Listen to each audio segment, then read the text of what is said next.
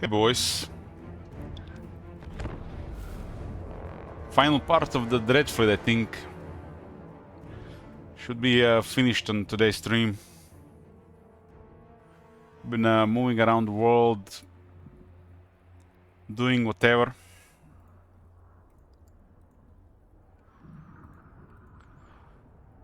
I think it's gonna be 60 settlements before the 25,000 infamy for the long victory.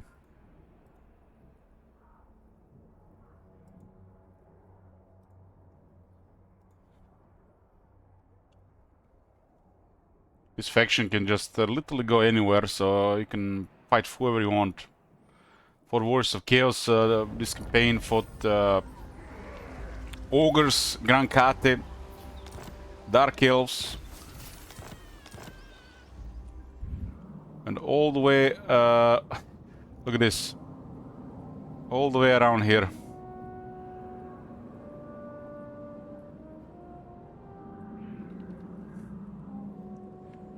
It's turn 57.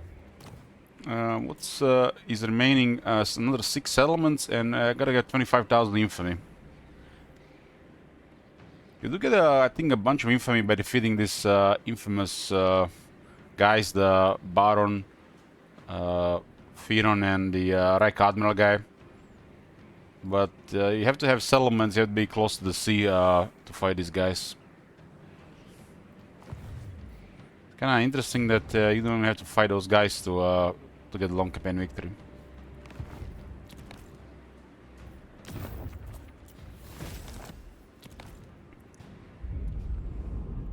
This guy's waiting here. Okay, Nemesis Crown. We're going to get rid of Nemesis Crown. I want to test something.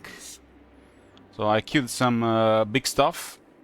And while this big stuff is getting recruited, the Nemesis Crown will be lost. Unfortunately, you can't recruit big stuff and retain Nemesis Crown since you have to do a battle every 2 turns. I was a big battle against Ogres here last time. I still do need more infamy.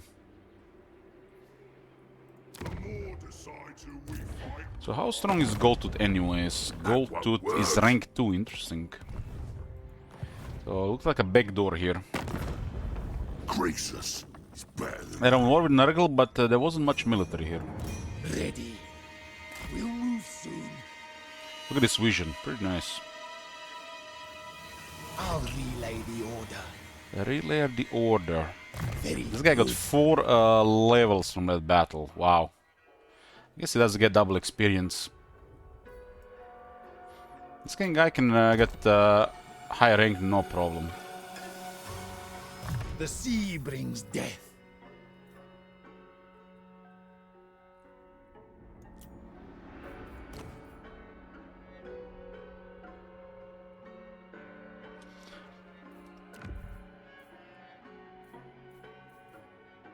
This guy has a halberd.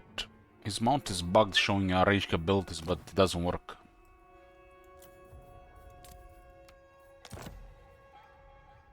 Yeah, Mir. We don't have any veteran units yet, so not really. This army hasn't seen much auto-resolve, so it's hard to get veterans in. We also didn't have the gunnery white in the army for training. It's noticeable on the experience gains over time.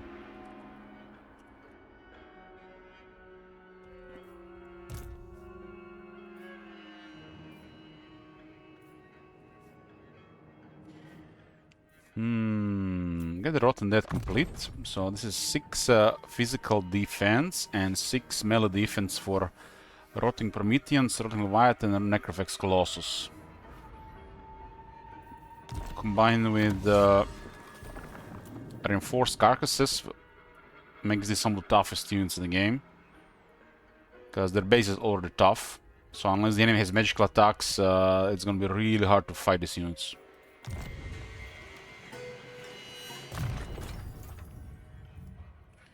Rank 38. This is Depth Guards. These are the shooters. These are the flyers. And these are the big stuff, huh? This guy is getting everything. This is 12 armor, 12% missile strength, and 15% spell resistance for all the zombie shooter infantry, including artillery and rotting Promethean's gunnery mob. Yeah, Bukes. This is for the deck droppers, Terrorgas, Scriver Dogs, Mongols, Sirens, and the Hulks. Animated Hulks. This is attack damage and spell resistance for rotting Prometheans. I feel like it still works on both rotting Prometheans and rotting Prometheans gunnery mobs because it's the same unit. Necrofex Colossus and rotting Leviathan. Getting attack and 12% damage to rotting Leviathan is amazing. But spell resistance for single entity monsters, not so much. We have the rotting Prometheans gunnery mobs, so they'll get should get both veteran battle skills. And when you get this technology here, enduring reanimation, rotting Prometheans and the gunnery mob version, they only take 1 turn to recruit. Only 1 turn, which makes them one of the best units the Vampire Coast has to offer. They're really tough to kill. And they got extra attacks because of the guns on their crabs.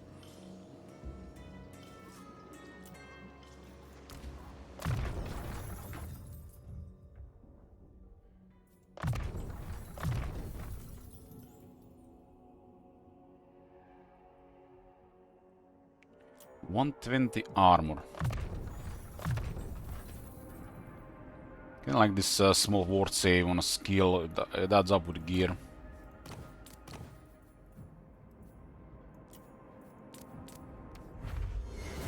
Forbidden Rhoda. It's the best arcane item that I've seen so far for this faction. Captain, on deck! It gives you spell intense plus 10%, which makes the spells 10% more effective. And it gives you ways to create more power charge and reserves. Basically more power. Moonshine. Why is this only a 15-second duration? It makes no sense. I guess a low cooldown. But I can only use it once. Yeah, that makes no sense. Pyrotechnic Compound. An enchanted item gives you flaming attacks, ammunition range, and armor-piercing missile damage. Oh, that would be crazy for this. Can you only have a couple other range items? But this item is so strong that you don't even gonna consider it.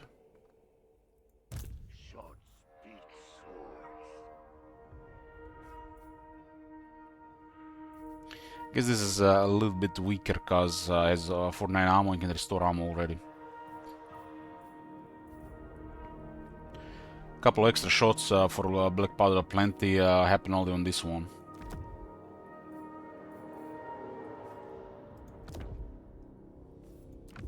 $57 shots, flaming attacks. Look at the missile strength. That's gonna be crazy calculations for balance of power. Now at 230 range and he's firing multiple projectiles. Not very effective at long range though. It's one of the best, if not the best, range attack that's it's in the game.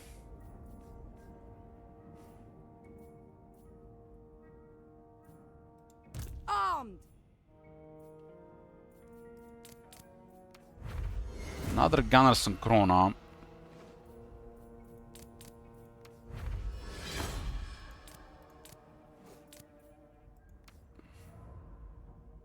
Pretty sure Gunner Synchrona doesn't buff post-battle loot on non-lord. That gives you 10 fizz resist. Maybe it works in my head.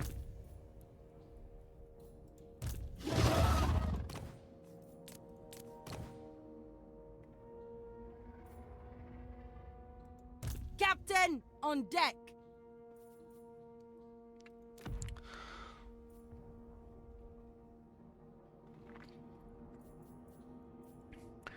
Zin Loston was nice with Forbidden Road.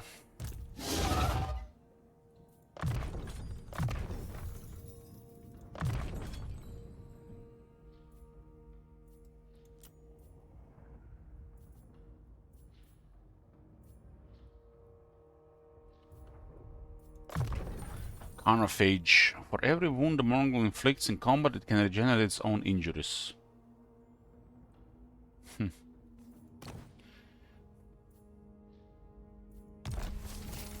Kept it pretty straightforward with the characters this campaign. We had Noctilus's army with a Gunnery White and the Vampire Fleet Captain, and then Trusty's army with a Vampire Fleet Captain and the Mongol Hunter. And we are about to get a long campaign victory.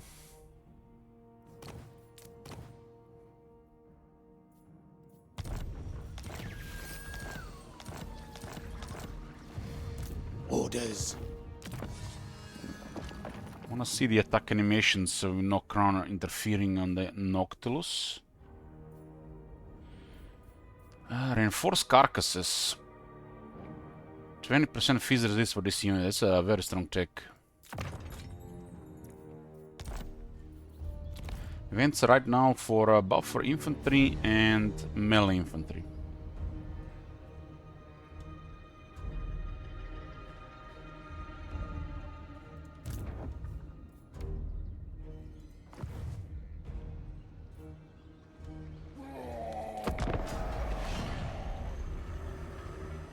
Don't do battles for 2 turns with a level 5 crown, it's lost.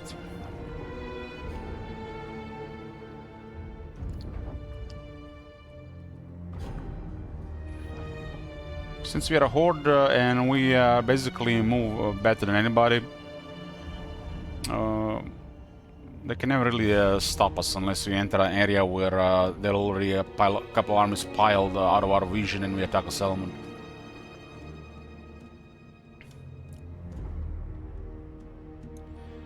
The pirates were so effective, you know, unexplored lands, surprise attacks, and leaving quickly instead of staying there.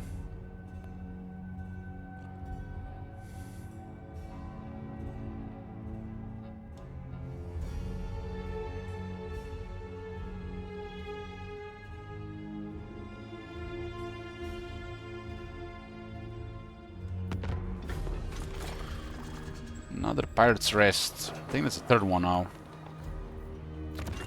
Can recruit another 6 Gunnery Whites, another 5 Mongol Hunters. It's almost a half an army of heroes.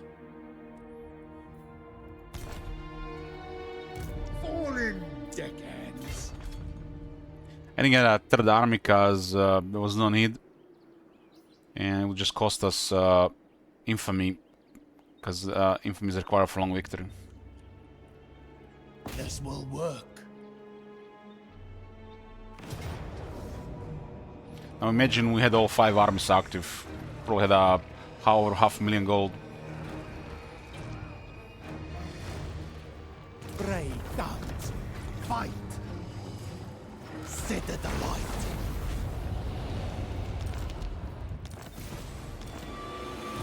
All guns on deck. Raise it for more infamy. What It'll take is longer your to demand? get infamy this time than actual 6 elements.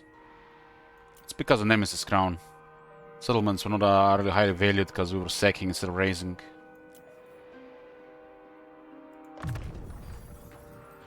Speed, defense, and leadership for these units.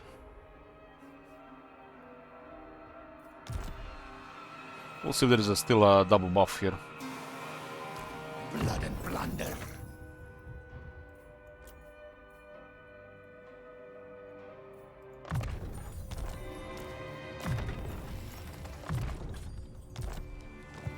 Noctilus is not moving for 2 turns.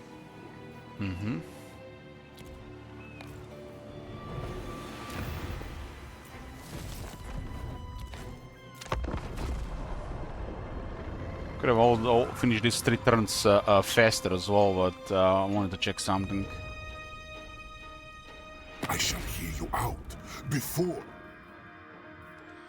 Can only get a peace treaty on turn ending with a 0.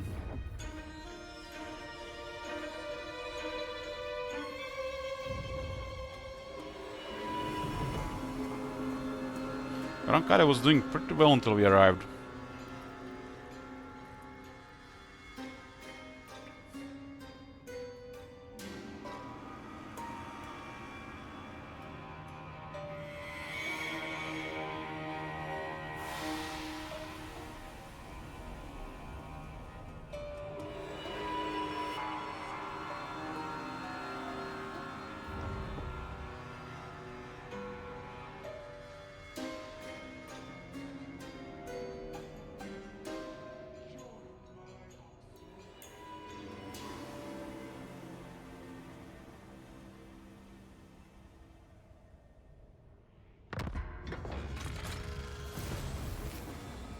Malekith has claimed the Sword of Cain. Interesting, interesting.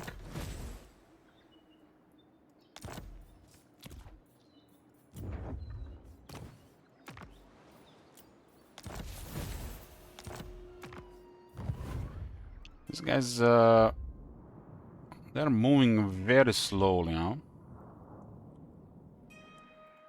Ship shape. Yes, at once. Onward, crew. No resistance in this area at all, and they're at war with each other. That's just bizarre. How they're living like this? Kill. The dead will fight. Bring me fire. Corsair of the night.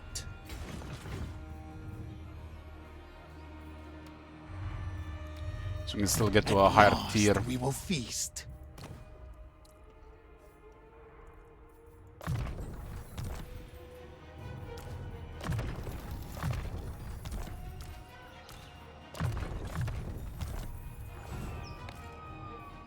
Noctilus cannot move, so crown is lost. But we gain a Rotting Leviathan in the army now, 3 terror guests. Cannot know true darkness.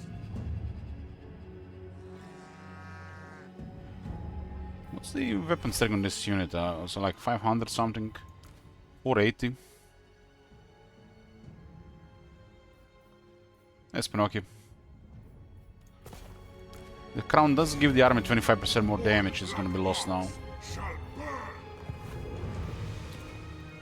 This is on purpose. All hail, Count Noctilus. I will profit from your stupidity. Well, a lot of wars traveling like this.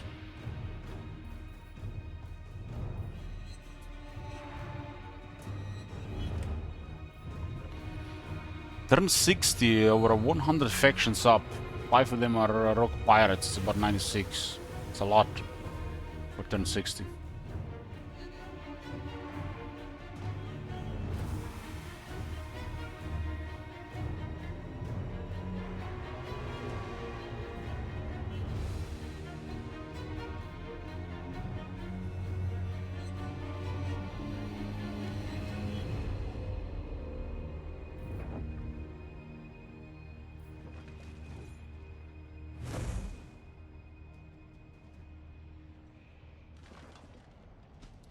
Not often you see Kolek in Grand Kate. So like you rarely see Kolek anymore, really, unless it's your neighbor to start.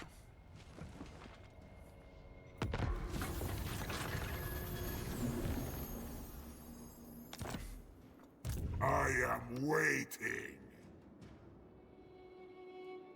Okay, we got some Detrick Terrorgeists, and we got Rotting Leviathan. Rotting Leviathan has a 53 defense, Terrorgeist on rank 2 is on 66 defense. That's wow. This army does have additional 6 defense, and Noctilus grants Terrorgeist additional 8 defense. Which means the Detrick Terrorgeist on the best units in the army. An elf cannot know true. These are really high stats for a flyer that has regeneration. It's a real menace. Noctilus. Nothing shall stop me.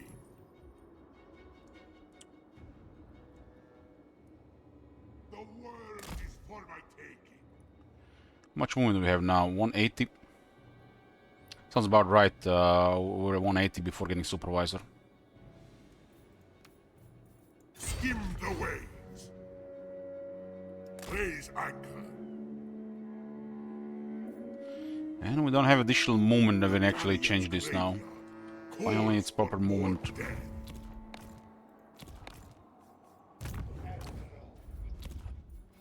My compass agrees. There's really nobody in this place, huh? Instead of 16, we can make some peace treaties. Let's see.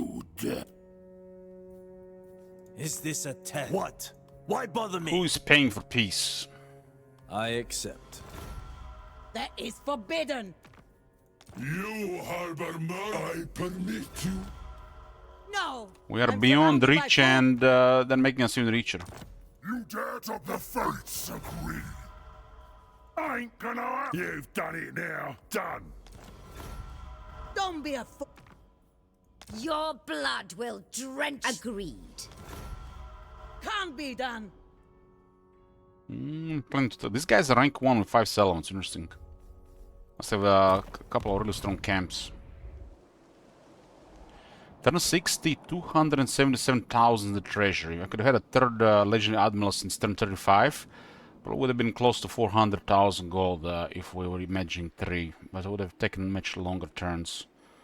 Probably would have been done around now, because it would have cost us 2,000 infamy, but it does generate infamy as well. Standing by. Have you come here seeking infection? I can oblige. Inconceivable. All set. Fight them, thrall crew. Interesting, it's you see the pet finding it's using? It's preferring the port dock. Nobody can do anything about this, that's the best part.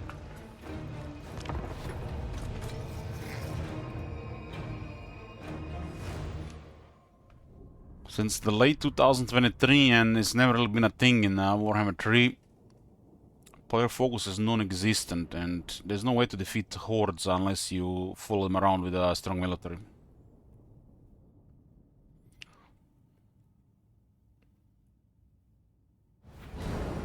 And when it comes to military, the Vampire Coast has crazy military on the move. It's basically just bullying. Or should I say next level bullying. This is like a scum gameplay.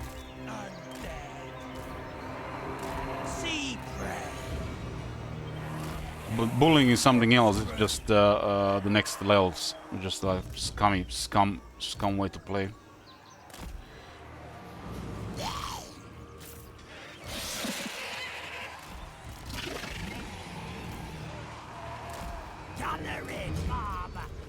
Because the pirates are scum, so it fits. Fleet Admiral! Captain to you!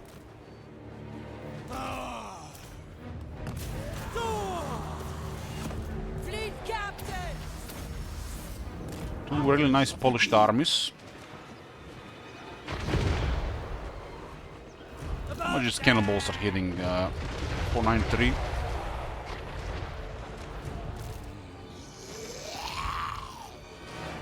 So some of the strongest cannons in the game.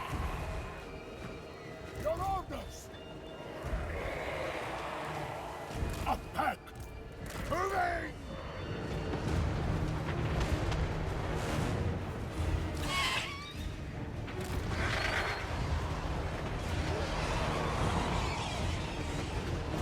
Above deck.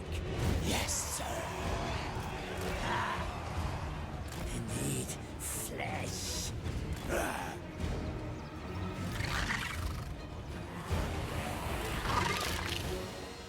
Wall collapse, tower collapse, small collapse, killed some plague bears there.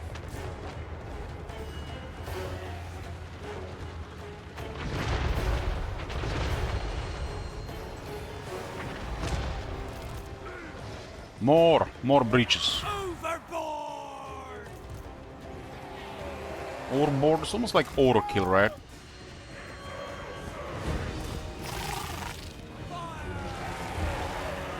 Zombies. Moving.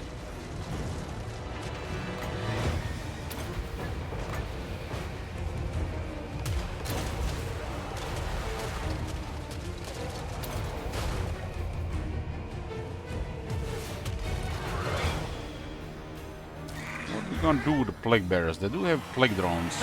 Shoot those plague drones. We don't have the ability to slow them down. They're really weak to cannonballs.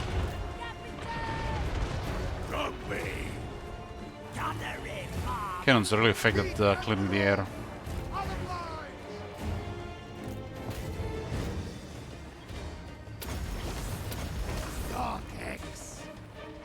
Orders!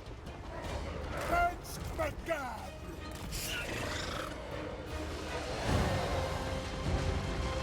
Nurgle think they have seen everything here, but they haven't seen Pyre Coast appearing out of nowhere.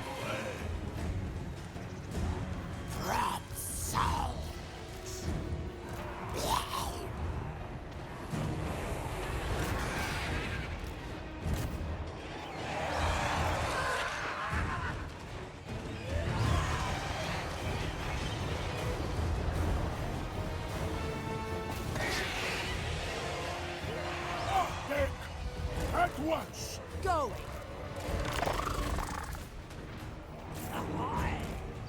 I'll drink soon. I wouldn't recommend it from this element.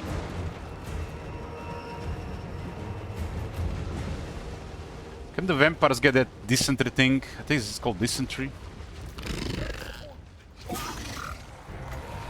Probably get it from Nurgle. Orders, Fleet Master! I'm here!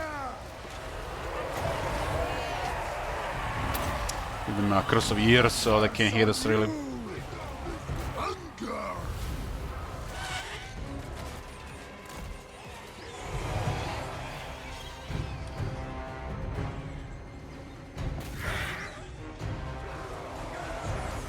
The gun! The Enchanter! Ready! We move! Are you? Instructions? Thing was very effective at destroying the door.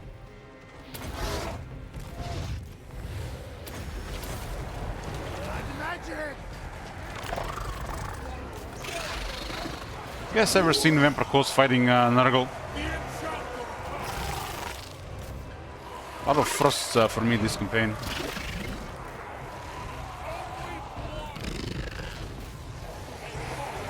Pirate of the Undead!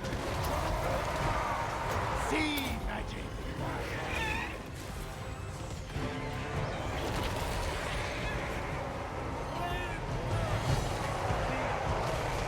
Advancing! Traverse!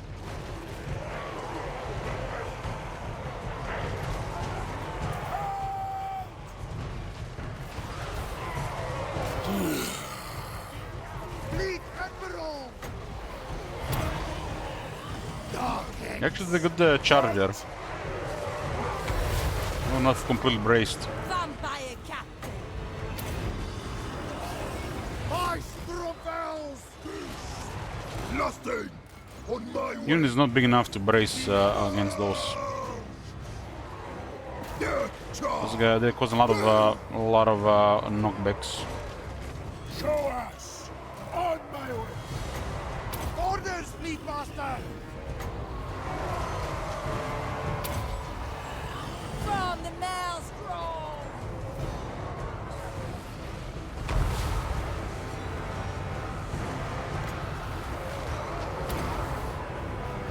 Let it begin! Ahoy! A curse on you!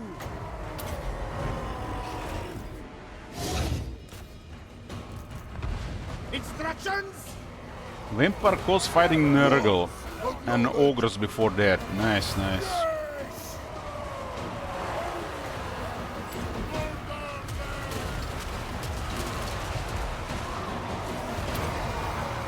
These units are too much for the regular infantry.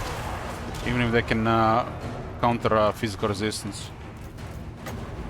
They push too much. Order!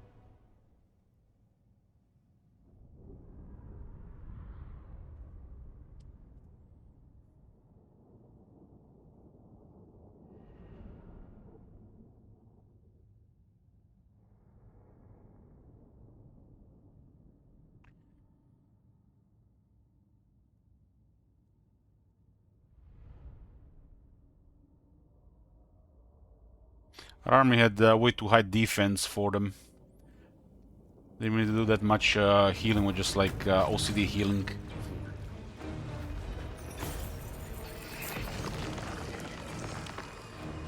Bring me fire.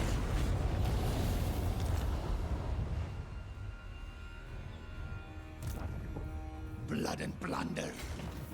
All bones on deck.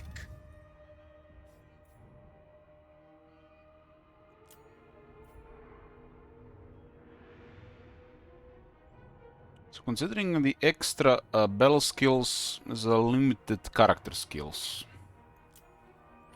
But this guy definitely needs more attack.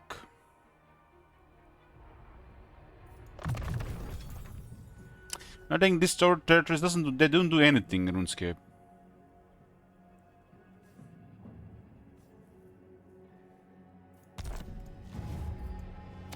You see what it says here?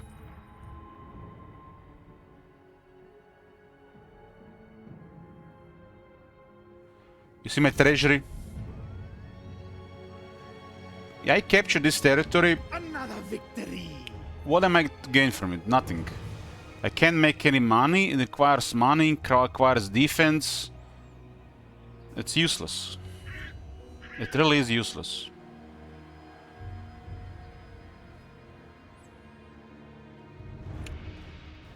Fallen deckhands. There's no reason to capture the territories, so when we just get more by not capturing them. We are ultimate freedom faction here, and if we try to capture territories, that freedom gets taken away. Most of it. We are not playing the Empire here, we are pirates. What pirate codes do? Well, they give you a vision of the area. And outside that, there's 4 options. You get more money. This is terrible though. Don't even bother with it, in my opinion. If you need money with this, you're doing it wrong. In Warhammer 3, this is useless. There's another one that also makes some stuff. It looks like something, but this is even worse. It's just all terrible. They need to double all this stuff. The second option, you can just be toxic with corruption, just for the lols. It's kind of... I like the idea... This is also useless, but I like the idea of fully corrupting a province with coals, just for the lols. And the only good thing that there is Pirate's Rest. You get a little bit more infamy, you get low recruit rank +1, and you have capacity for the Mortal Hunter and the Gunner White. With enough of this, you can actually make an army in entirety of Mortal Hunters. Maybe a little bit fun. But the coals are pretty weak. Most of the time the coals will just waste your movement, because you have to deplete your movement to create a coal. And that's not ideal. It's the outdated system like this game in Undercities. They both really need an update. So this one is solid. If you're about to deplete your turn movement anyways, why not? I have like 3 or 4 of these. This is just... there is something here, but if you think there is something here, you haven't really seen what the rest of the game has to offer for them. And like I said, this one is just like... kind of like... after 15,000 hours in this game, corruption is about visual dominance. If you haven't reached this part of the game yet, I envy you. But you gotta make fun where you can.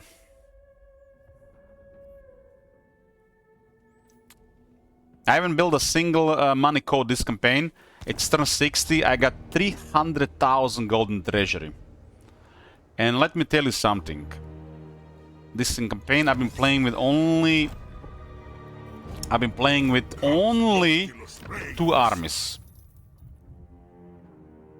Now imagine I had another legendary admiral, and another legendary admiral, and another legendary admiral. They would be on the level of Trusty, slightly behind. I would probably have, I estimate, between 500 and 600,000 gold.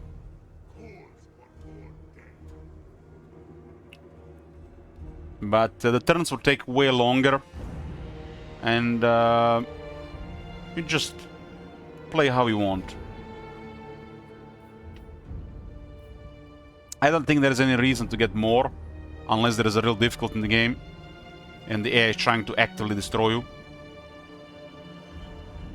This is where the Warhammer 2 was way better. The Warhammer 2, they were trying to destroy the hordes, especially in the first half. In Warhammer 3, just they completely ignore you. This faction needs a player focus, otherwise it kinda is broken in a way. And I don't use this word lightly, broken, but the hordes are kinda broken in a way because no player focus.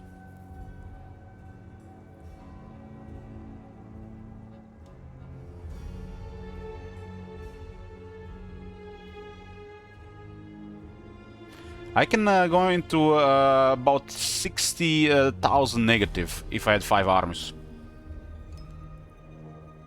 I just target settlements and I make 60,000 a day, a turn.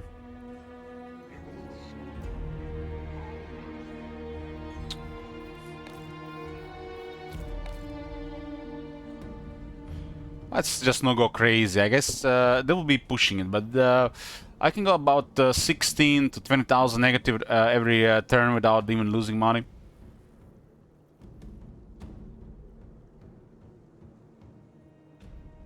Olden Era Foreign Sleep. Yeah, a lot of Olden Era was played this month. I sometimes say turn in Olden Era and also say day in Warhammer 3, right?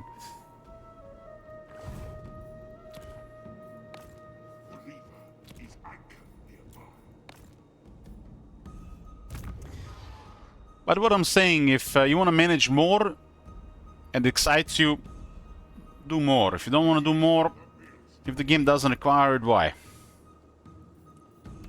Sometimes I feel like managing more, so I manage more. Just managing more every campaign starts to feel tedious. So depending on who I play and what's going on.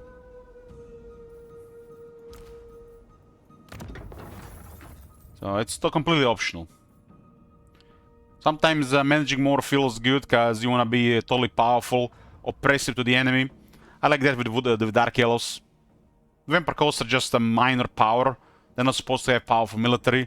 They're just supposed to be playing like scum. Just hit and run and annoy them. With Dark Elves, I just get more, until we are bullying everybody.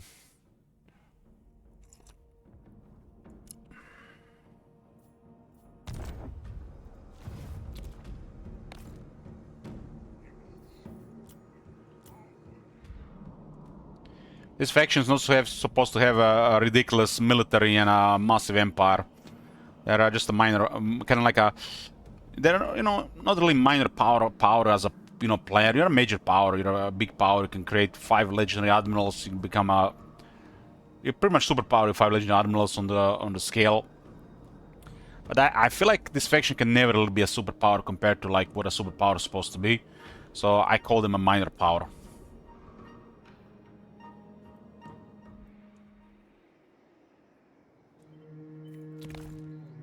All bones on deck. You're just strong enough to have presence in the world, but you're never gonna be like a superpower level power. These are mine.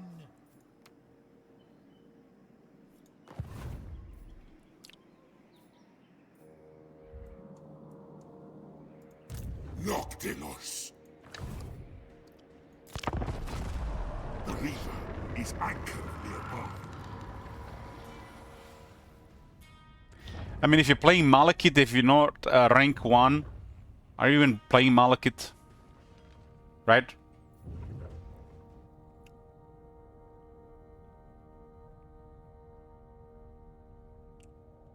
Imagine playing some kind of Total War Star Wars, and you're playing the Empire, and you're not rank 1.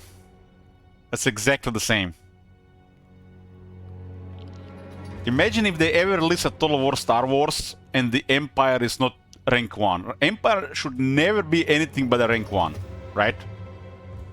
They should always be rank 1.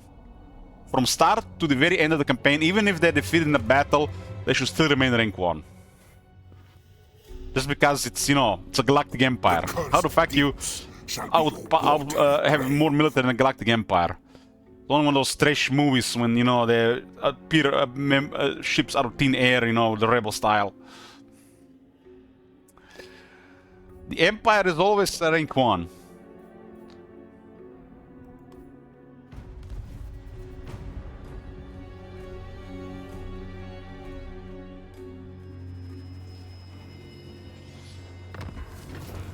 Cult Pledge got destroyed.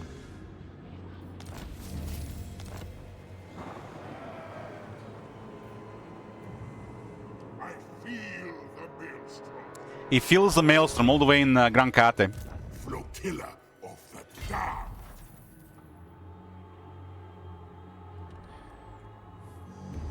The galleons calls for more death.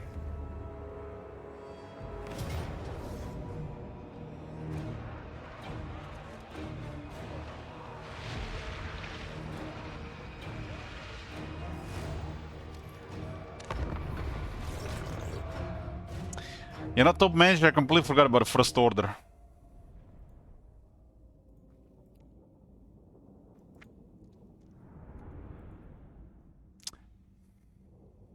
It's a classic move of top manager to remember people that First Order exists.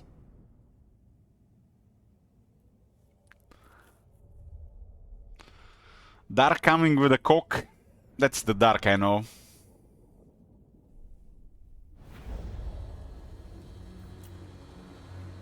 I choose this. Oh my god! Have you seen that shit? Holy shit! Deadly swift. 66 defense at that should terrorist, huh? Swift as death wings. We got over 12,000 health and Noctis soon to the crown. So guys, who is gonna go watch Scary Movie in the cinemas? I'm excited. For the shadows. Hell no! Maybe Dark is too young. That's macabre. I do not fail. If all else fails, bring the night.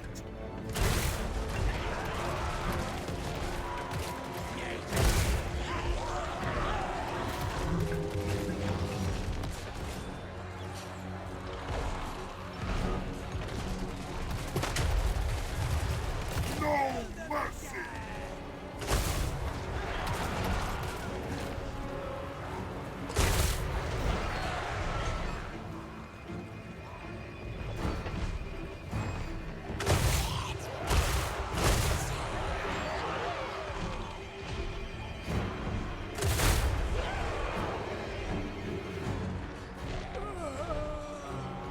This is interesting.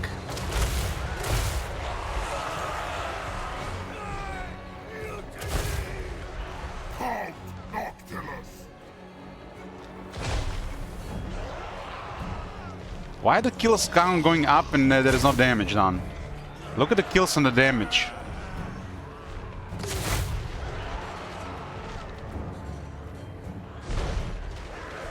I think the melee attacks of this unit are not registered.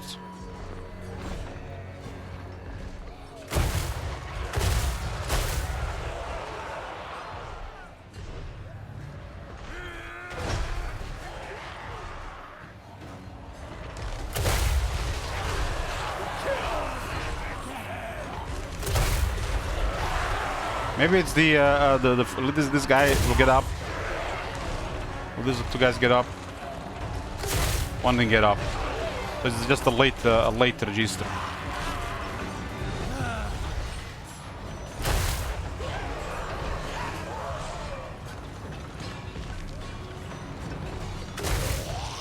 So why does this guy? Why does this unit has the weapon string then?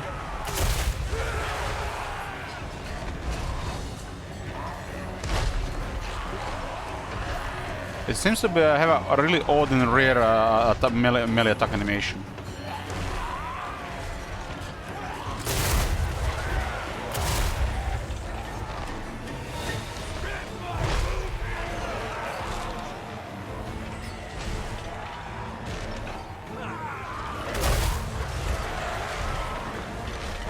I mean, you can definitely fight the crowd.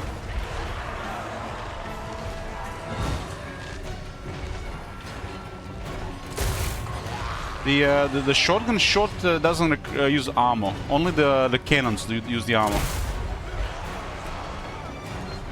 There's two different sounds.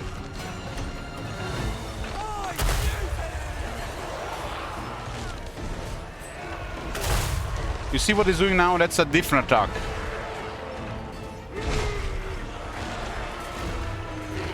It shall be!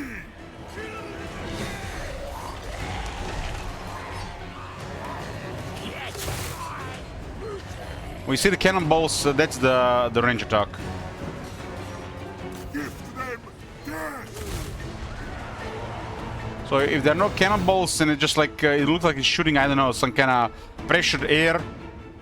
It's kind of like an air gun. I guess it's kind of like an air gun. If it's like the air gun, it's not the standard range attack. But what is this? There's no.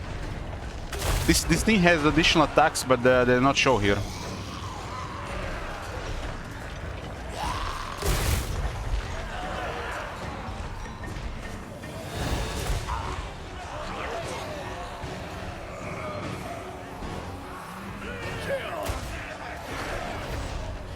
I am fairly sure that one of his attack animations is not registered as damage. It fights fine in melee, but it's still weird. It's solid in melee. I think it's still better than a steam tank in melee.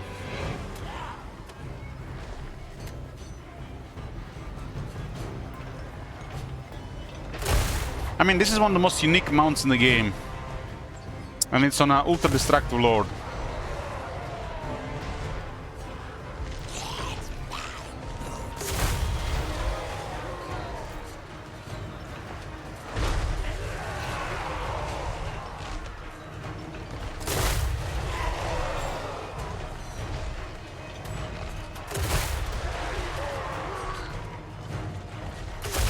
Some have trouble against quality stats.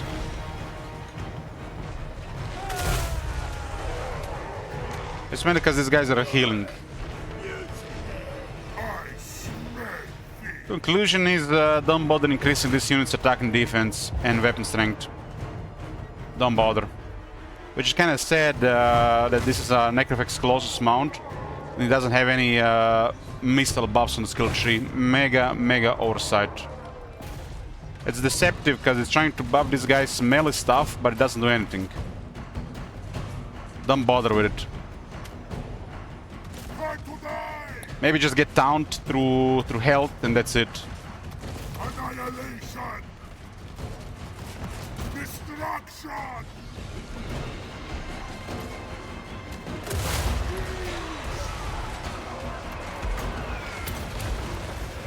Harnessing the gear! This is a mega oversight in this Lord's design. You should have had missile strength, reload time reduction, ammunition, and stuff like this on the character skills. I know the Vampire Coast copy pasta for melee. It's not a melee unit.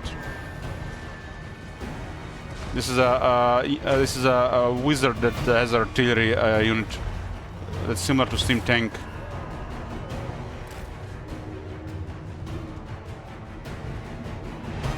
It can tank, but the melee stats are I would say trivial, really. Because you see what was going on here. They were fighting. I didn't cast any spells or use any abilities. All these units were dead already. I just wanted to see some more melee abilities. Night march!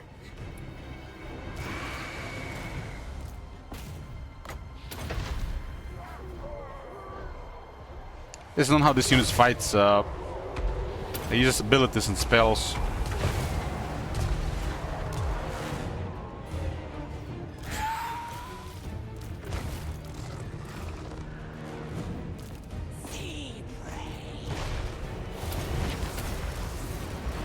think unlocking Taunt is okay, but beyond that, waste of skills.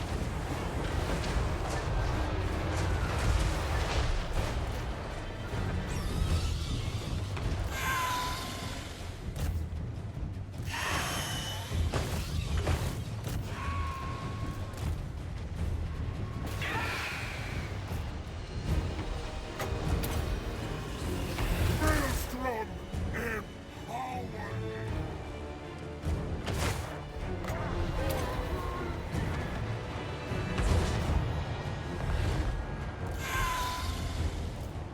There is love skilling artillery.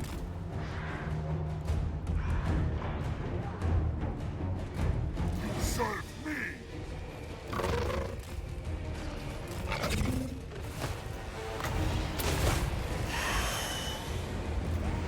Van Hell's wish. Trembling darkspawn. Human fire. We will see. We'll see. Now.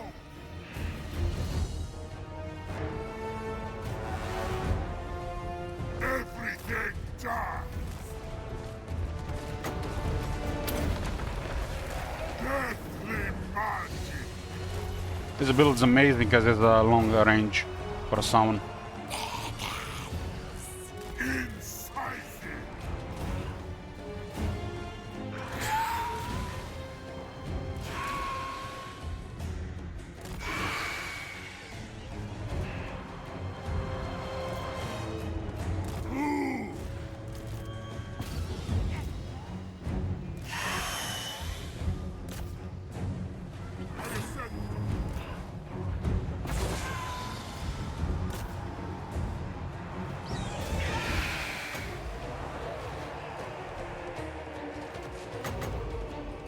There's the target.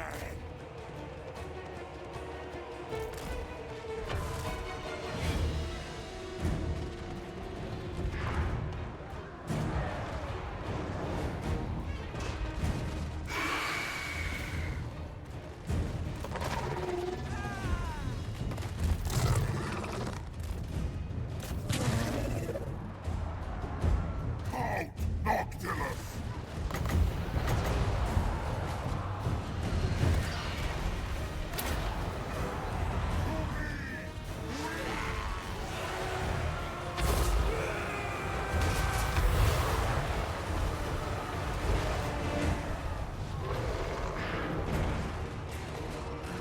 I shall dominate Count Noctilus!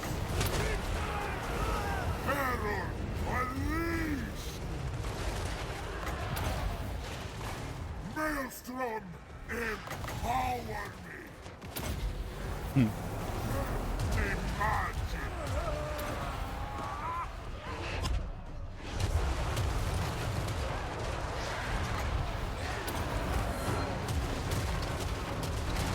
Mortals, quake!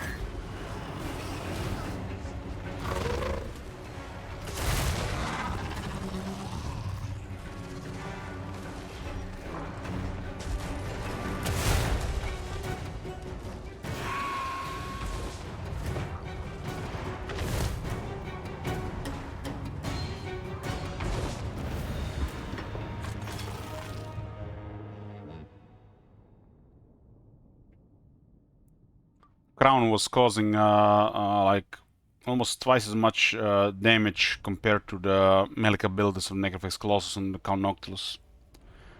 Just to see how to get rid of the crown.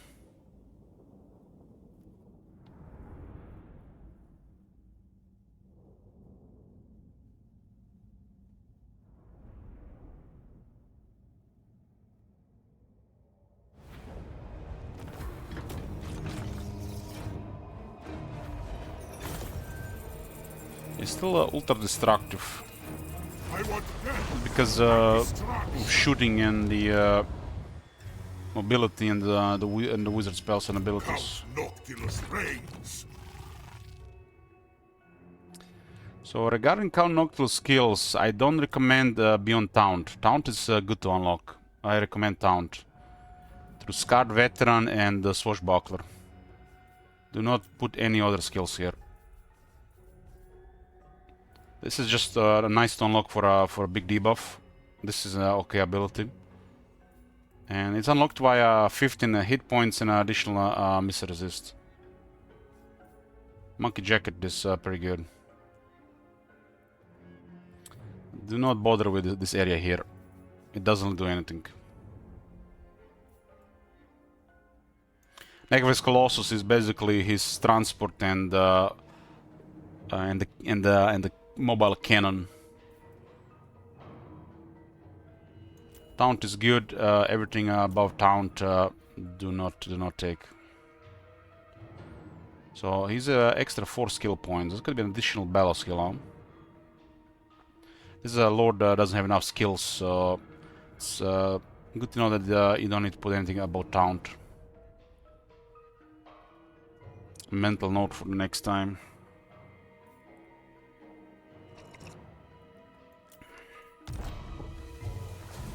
Attend me. Taunt is solid.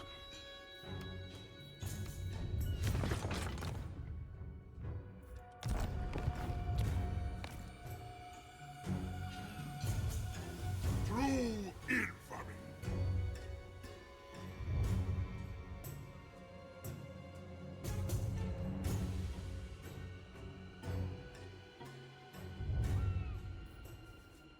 Considering everything a faction can offer, what is the best generic lord in the game to make the most out of the Circus or Father trait, in your opinion?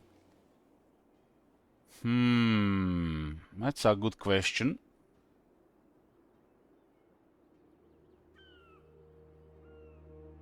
You mean for like a general army or like a one-man army?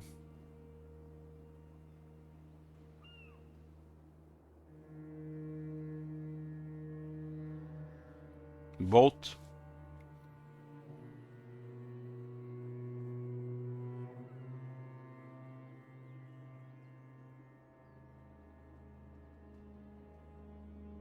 I think Dwarf Lord is one of the best.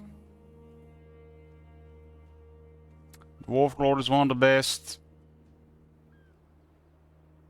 For that, it's so hard to kill, and it has access to some crazy stats and items.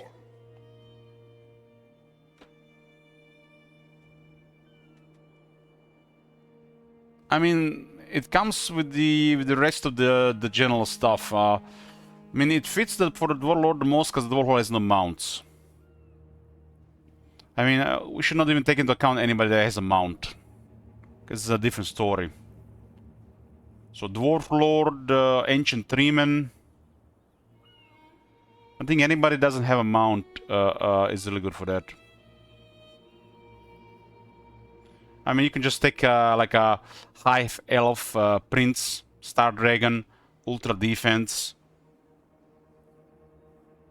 I don't think those things are not even worth mentioning. Those are all the crazy lords.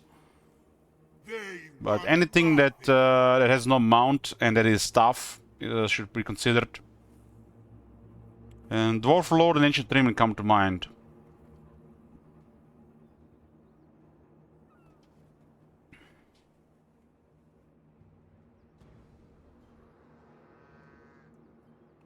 Since they are limited without mounts.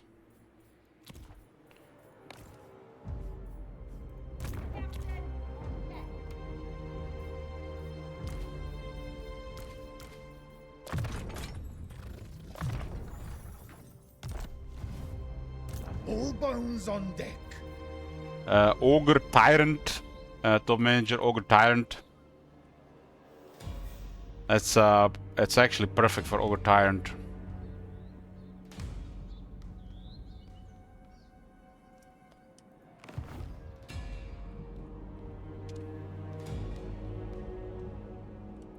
So yeah, Ogre Tyrant as well.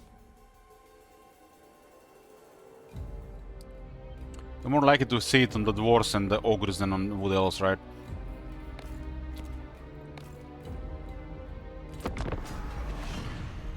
The cursed deeps shall be your watery grave.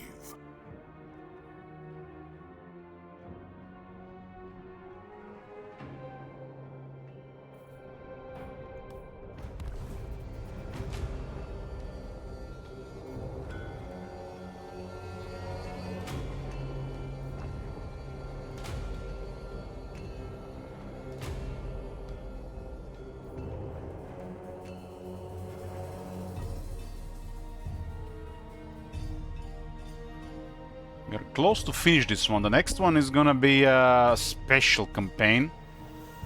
There's gonna be so many things to track again. You guys remember that dwarf campaign requested by St. Isaac? This one is gonna be Meow Inks requested by St. Isaac.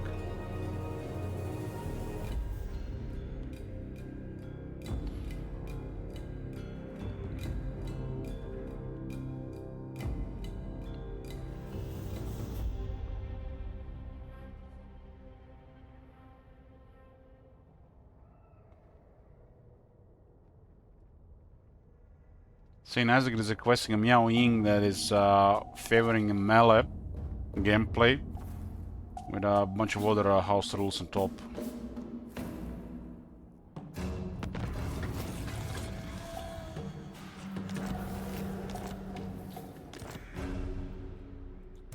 Libaris shall rise again. I just raised this city here in Khalid up out of nowhere. Interesting. Your will. Yes, at once. There's nobody gonna stop me here. Reap and sow. This is okay to make a call here. We almost played the moment. Avast and draw your blades.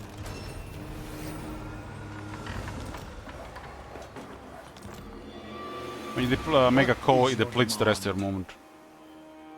Standing by. Want to start a new campaign? I'm not sure. Definitely not today.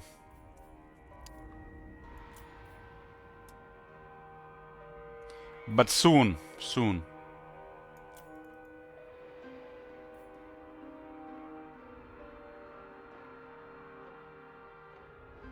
Man, the rotting Promethean mounts have don't have enough HP.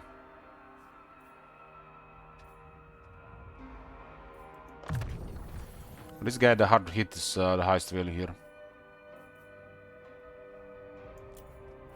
Look at this, rotting Promethean mount on a vampire fleet admiral lord. Doesn't even have 5000 HP. That's bizarre. It's probably missing at least a 500 health. Fallen deckhands.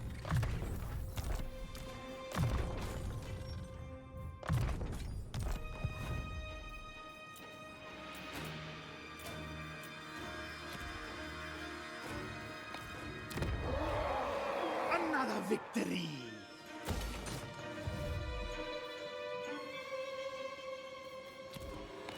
Ours is the sea. Nothing shall stop me.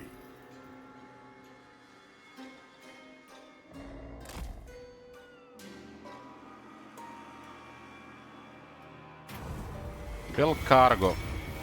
Voxel say rations.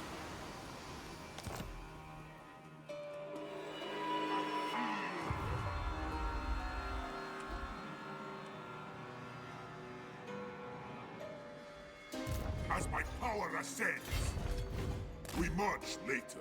I haven't gotten a supervisor this entire campaign on Noctilus, I think.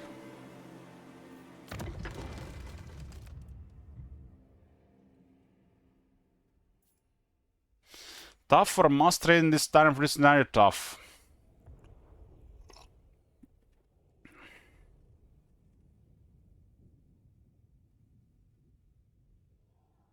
Hey, St. Isaac Monk.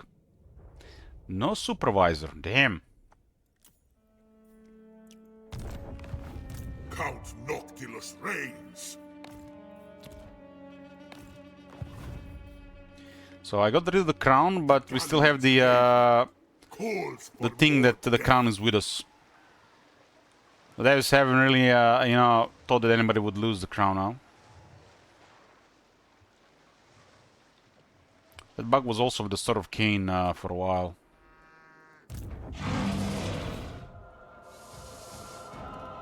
This thing following around is kind of eerie. the ocean. Ours now.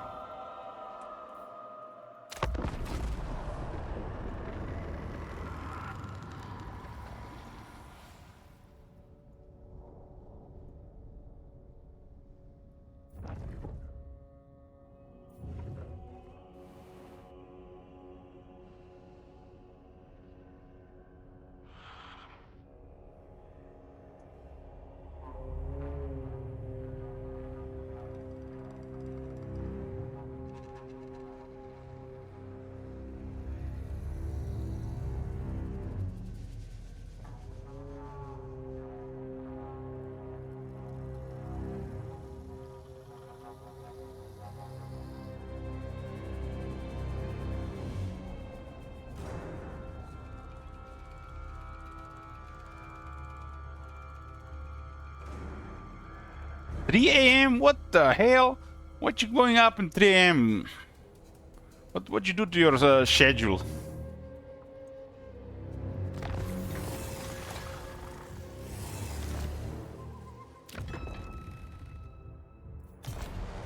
Ocean's Carol.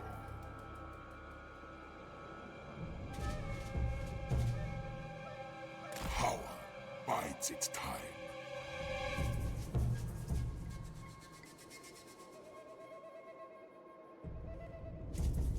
Love this vision. It's not even with a Syscape artist right now. At last, I have we it will here. feast. Until more sleeps died.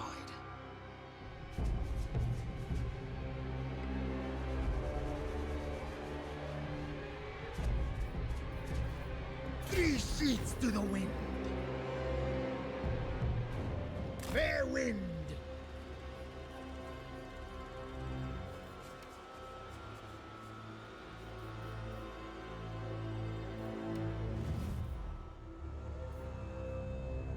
These guys are dragging their ass here, just taking forever to move. The wife gets up for work, so I check phone. I see my addiction is on.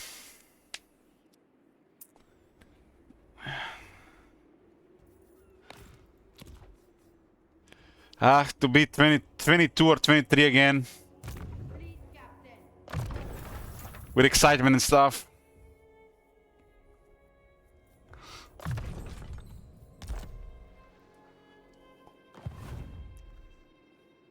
Well, having a viewer like Saint Isaac is like one of still a few things that make me look forward to streaming.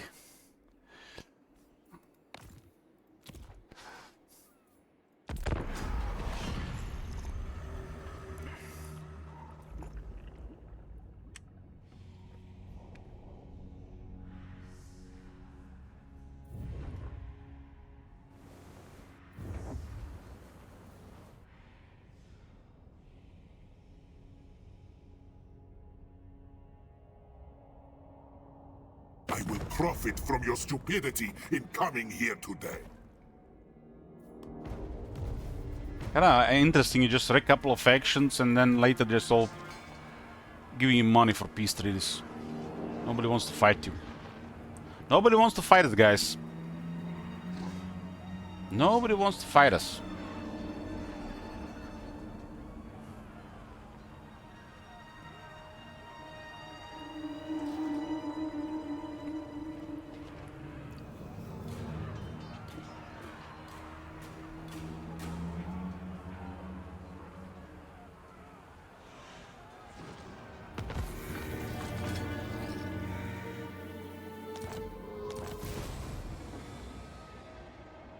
Strength in depth. If I declare war on Harganet, I got plus 50 movement for 10 turns. The war declaration mission for Count Noctis faction. What backwater are these from?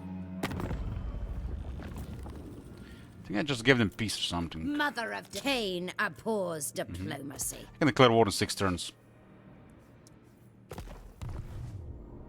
How much more for the peace, for a long victory? 1 settlement, and I need a little bit of infamy. Infamy is actually taking longer than the settlements because of the crown and targeting a lot of settlements which were not raised. Unlikely. I'll be done in a couple hours. Beg, catching wind. Navigating.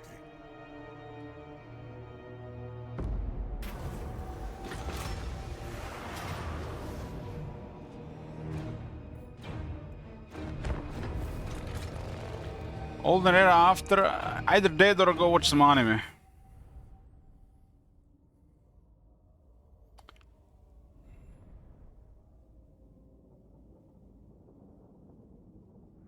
Yesterday was a miserable day. Couldn't turn on the PC for half the day, and the other half of the day I felt like depressed. Didn't feel like doing anything.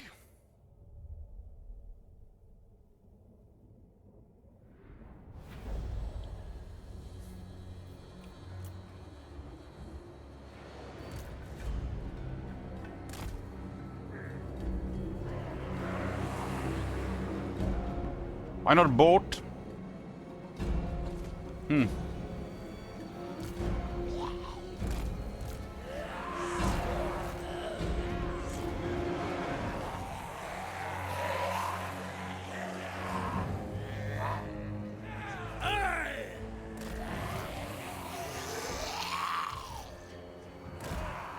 Always cruel. Count Noctilus!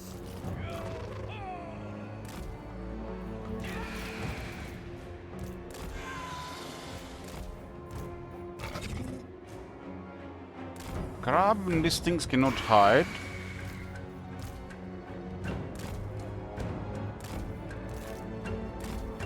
Storm them!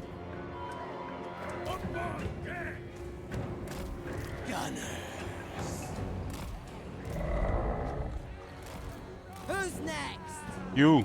Let me shoot them! They got a bunch of infantry. It's a strange deployment these days, putting stuff on the left. They decided to make weird formations these days.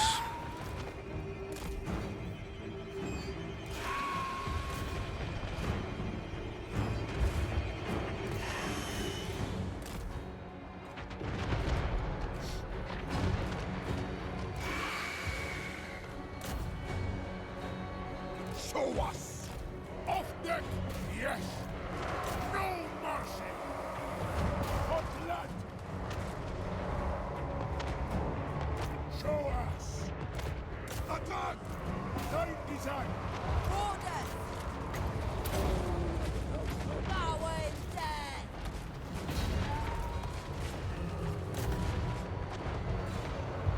Let it begin!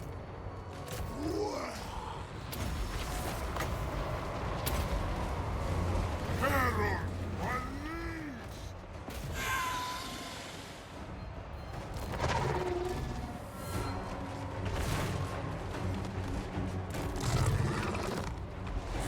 Always cruel. Portals away!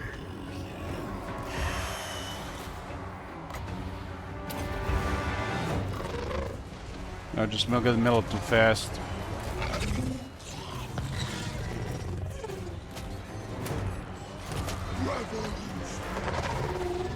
Got a collision damage.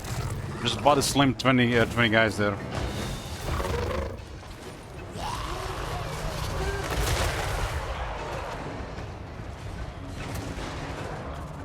This is literally a colossal monster. It's not tagged as a colossal monster, which is bizarre. Finger on the trigger! Onslaught! Harnessing the gills! Ready! Nine design!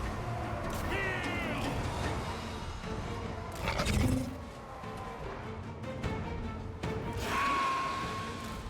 Why is this thing on fire? Accidentally got hit by 8. 8? Why are you shooting Terrorgeist?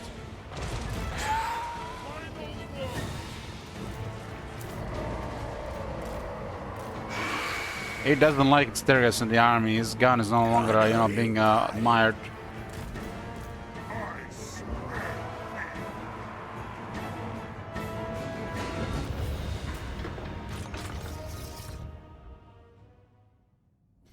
Imagine you had Queen Bess.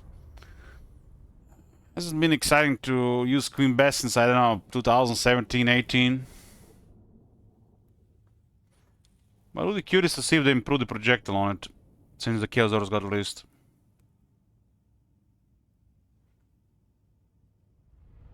Queen Bess is a long-range mortar which the AI likes to dodge a lot.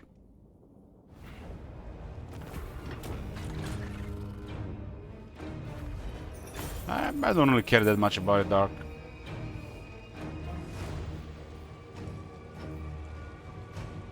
I will eschew killing. How much money is this? 23,000? 23,000. Count Noctilus reigns. Nobody controls the sea, so there's replenishment. Raise anchor.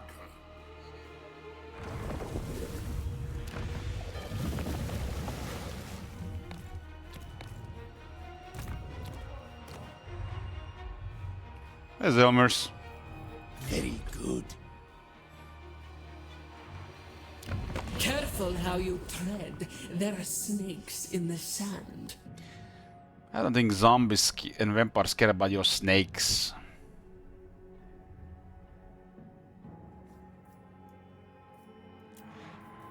We got to rank 22 with 2 ships. Interesting.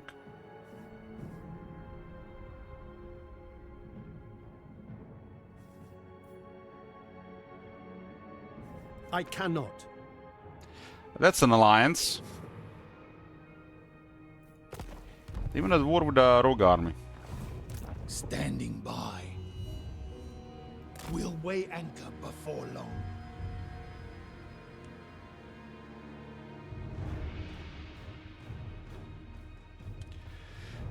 Most of it is still old stuff, Zelomirs. They changed a couple things over the years. Especially since the Tides of Torment. Nothing really big. Other than they have free movement around the coast. They can attack ports now without landing. And they can go onto land and into sea with no movement cost. Which is very powerful.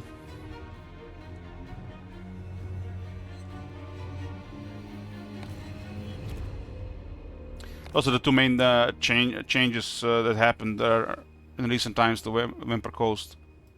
Admiral.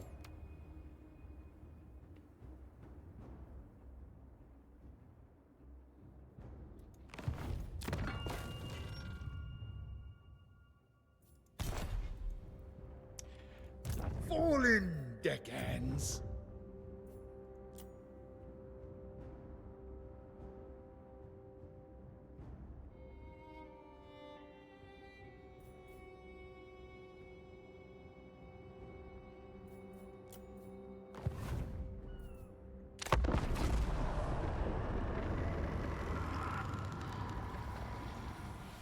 I felt like playing Count Noctilus because I missed his shall hear you voice out lines. Before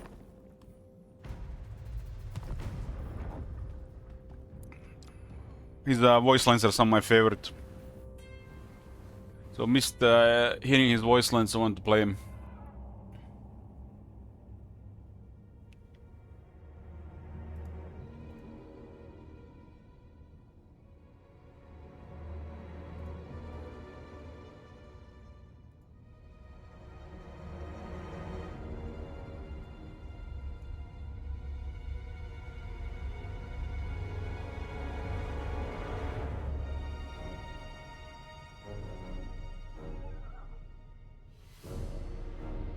I think there's too many minor factions alive. I got a plus 100 potential, but the major one's getting plus 200%, so still 95. 20 fees it is for these units. Makes it, this unit's very strong. Orders. I'll relay the order.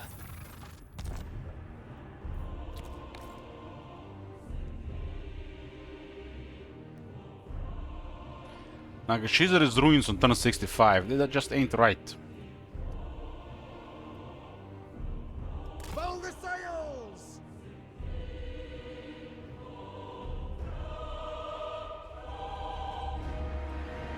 Wait for better tides.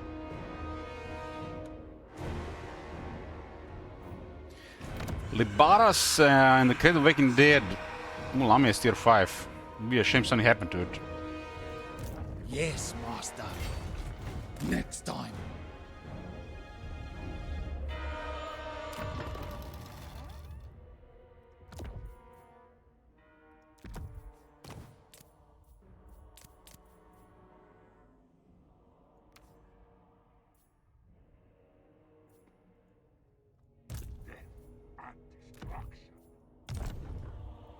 At It last. would be a shame something happened to Lamia.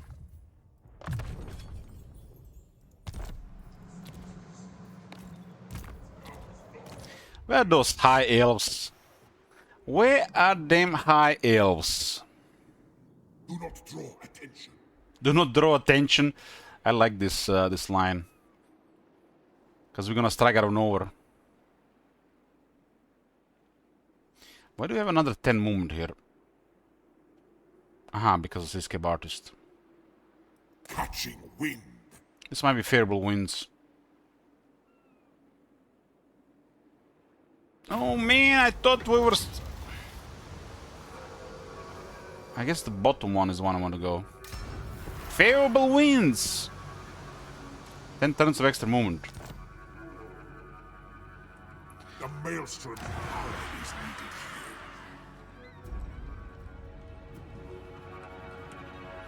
Noctilus has so many lines regarding Maelstrom. One day the Maelstrom actually gonna do something. The Dark Commodore. World tilt. Go, Reaver. I don't think I've ever been here with Noctilus. I must raise more minions. Burn the coastlines.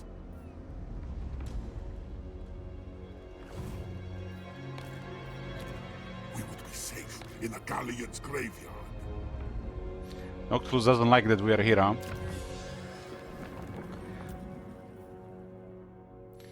So we got 20 fees resist for these units. 20 fees resist. That's 20 missile resist for deck droppers and Deathshriek Terrorgeist. He's seeing scary dinos from coast and doesn't want to land. I mean, we got a Rotting Leviathan and Deathshriek Terrorgeist. We can be scared of that. I guess a Dread Saurian. Not a Feral Troglodyte though. Attention. All will serve.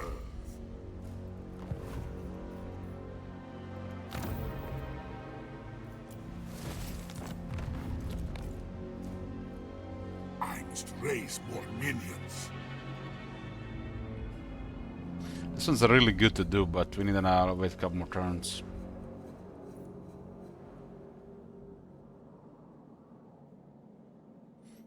What the... Do not overstay your welcome. There's an alliance between Epidemius, Demon Prince, Archeon, Azazel, and Trog.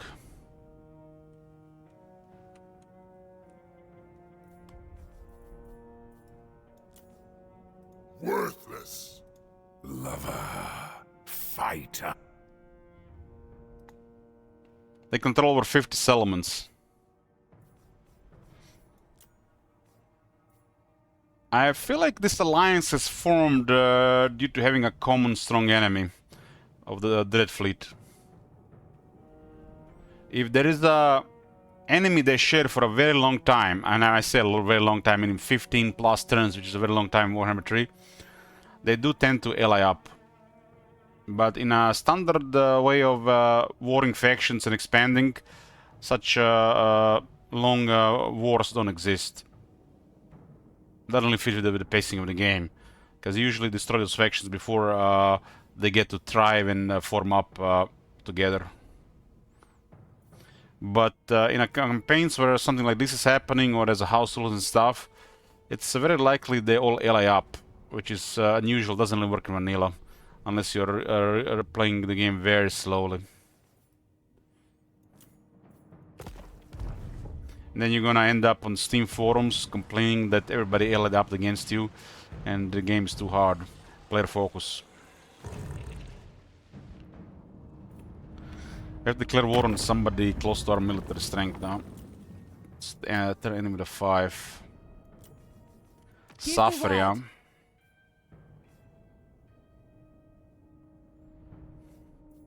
For what purpose do you defile this court with your presence? No. A lot of minor factions around.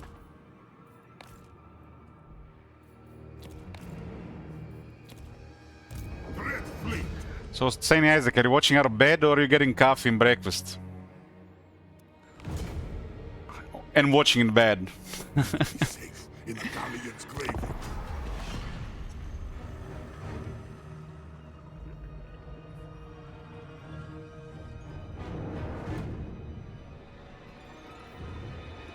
Watching in bed.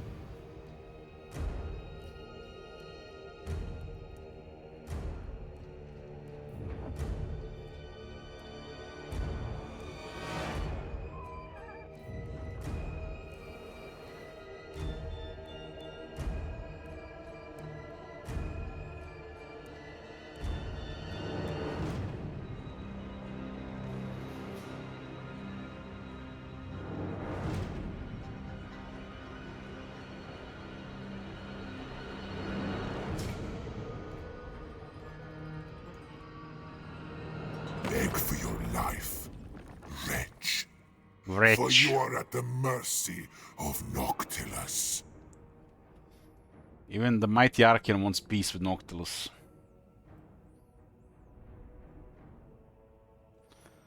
Not every day you see such an alliance.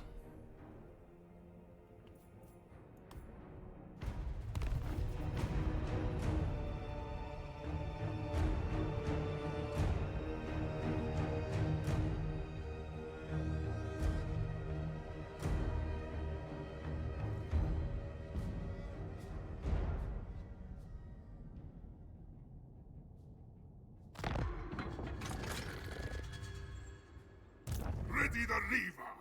For some reason I thought we would end up elsewhere here. Was the middle one on? There's a purple one.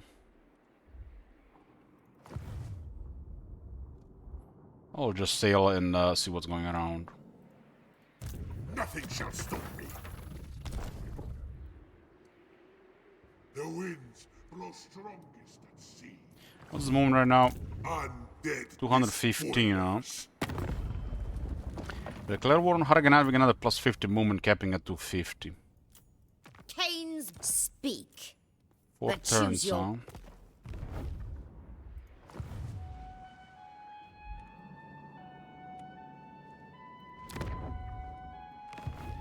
Count Noctilus reigns. Stay close to the coast.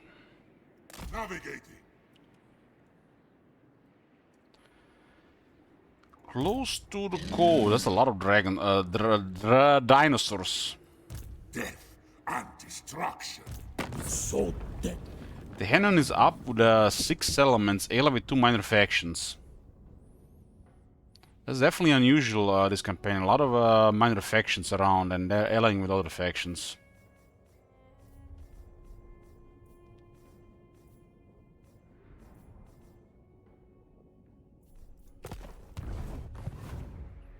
I mean, they're buffers, but also preventing major powers. Ours me. Dreadfleet. Sail.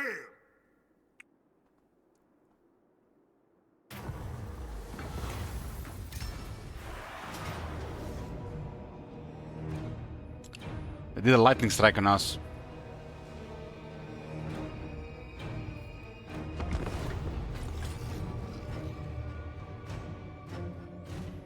Builds like this to improve your defense trait.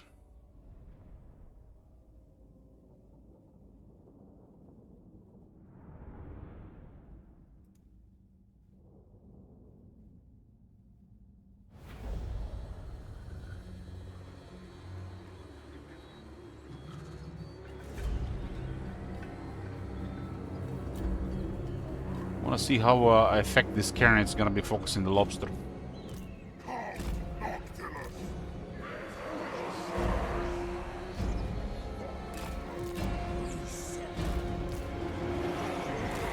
Let me shoot them. Let me shoot him. Done. Fleet captain! There's the target. If all else fails.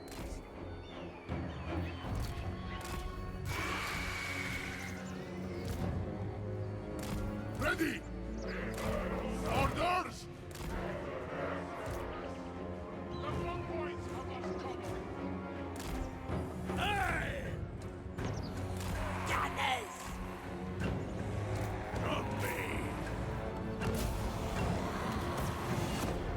I don't remember this guy's using lightning strike before. That's a first.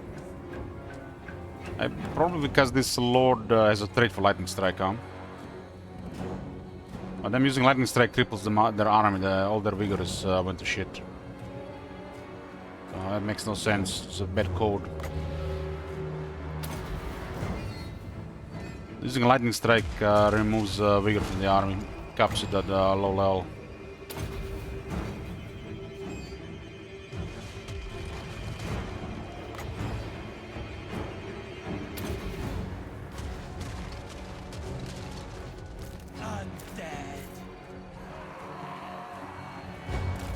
When you see your target approaching, just make sure all the cannons are facing there.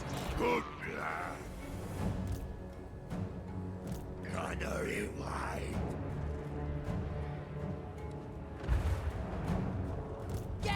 close. Forward dead. All deceit the kills! Negashra. I'm gonna slow you down quite a bit.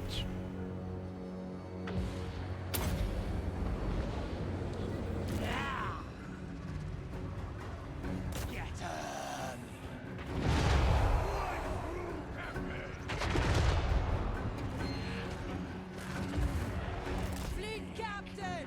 Leviathan is nasty, but the cannons counter nasty. That's why they exist.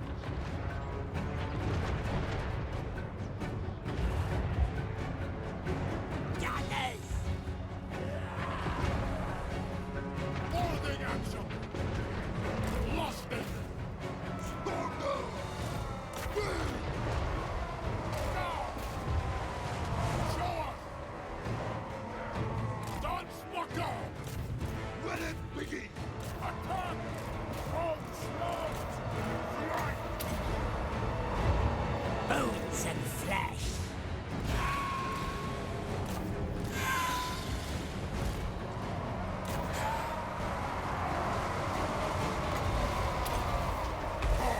Noctilus!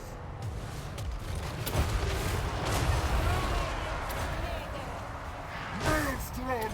Empower me!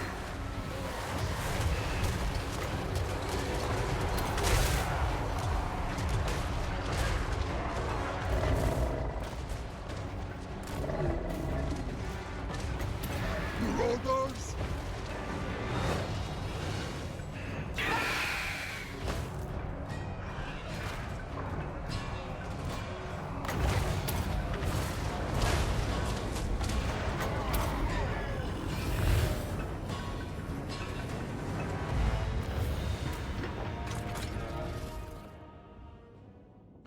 Somehow one of the cannibals hit the dev guard. Must have been from Necrophix Colossus. Usually go all over the place at the medium to long range. Maybe they were about to charge a unit and the cannibal hit them in the back.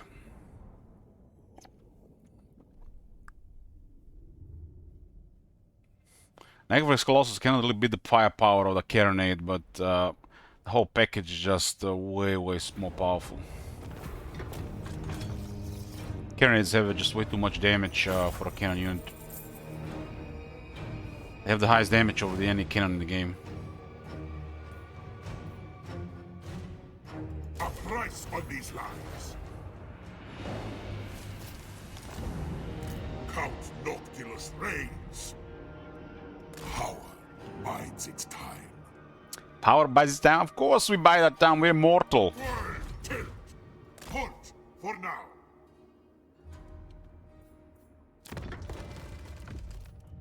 All buttons on deck.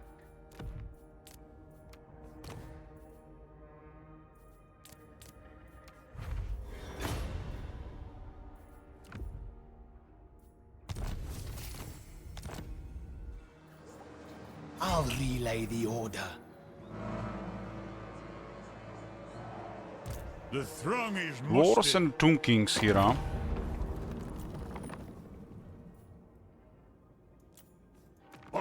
This guy's rank 4 at war with Teclis and Last Defenders. Just base dwarves. Bring me Neferata's head! She says the same enemies, but she's been occupying the lands I've been attacking.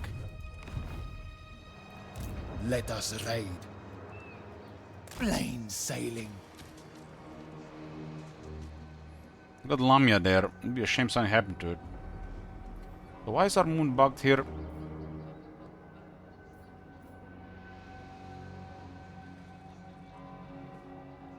Hard to say. Hard to say.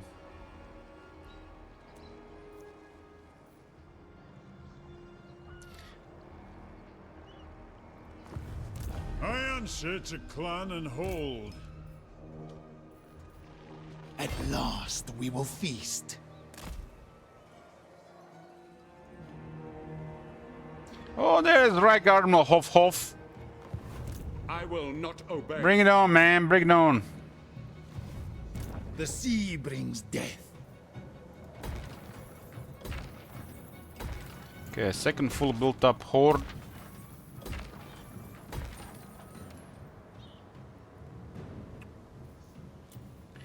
This place has extra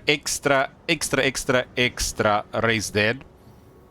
And for some reason, there's still no available Necrofex Colossus, Rotting Leviathan, and Rotting Prometheans. They're still missing on the raised dead tables. They patched the raised dead of the Vampire Coast, I think, twice. It's been bugged for the very longest time as well. And I haven't done it properly.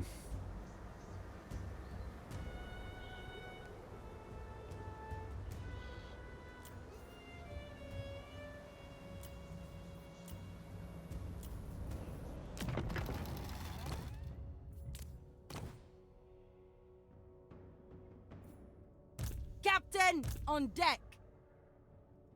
This guy has a lot of armor, so Potion of Darkness is better on the Morgul.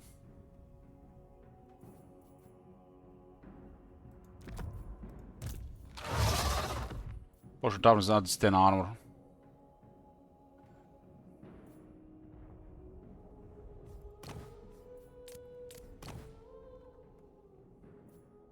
Just a nice, cozy 2 armies here. I don't feel like even recruiting a gunner white for the second army. It's actually somewhat useful. You retain max damage on the carronades and handgunners ammo. These units do tend to run out of ammo, but they also have high damage with it. We've been in a fight where we had to fight really outnumbered and ammo was still holding.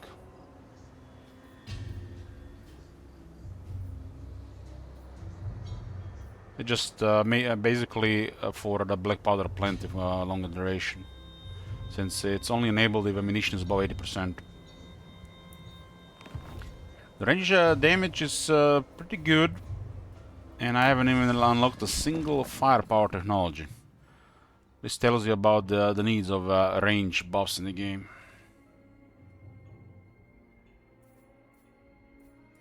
Those carronades on the left, on this fight there, you guys see they melted the Rotting Leviathan like it was nothing.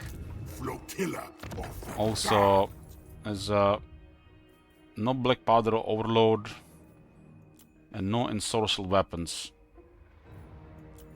I believe they receive additional 30% damage. So carronades have a really high damage. So give me another 30% damage. And on non-legendary lord, they also have this thing called Arsonist for another 8% damage. So they get plus 38% damage, which black powder plenty plus 68% damage. Watch them closely. 68% damage. So a very strong projectile for sure. I think it's stronger on that point than any spell you can cast on them on a single projectile. And they have the fire frog projectiles. The only downside of the cannons is they take long to reload.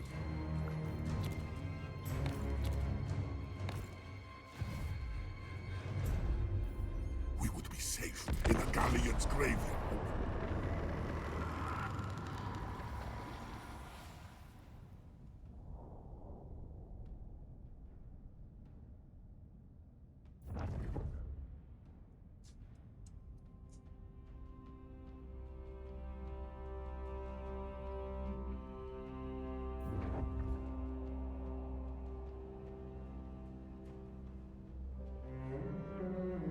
The carronade seems to be a really good number as they get veterans. Even without the battle skills, they can really hard counter anything large.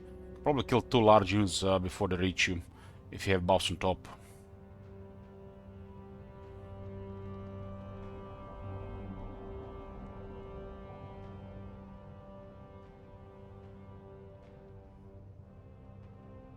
I mean, that's the idea behind the cannons. Destroy the large or cripple them before they reach you, right?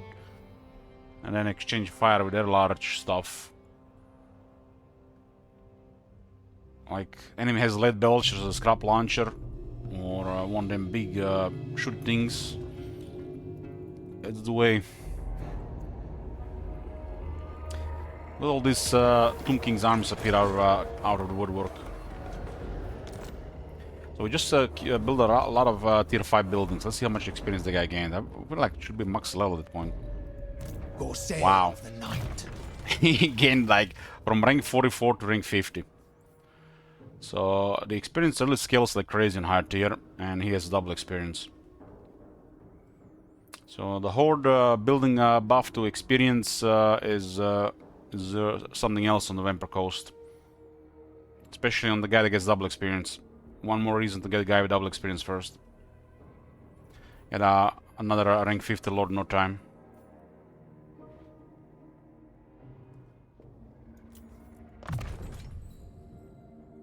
So what do we have here? I got all the battle skills there. I bought the battle skills I wanted here as well. 1 point lightning strike, tenacity, hunger.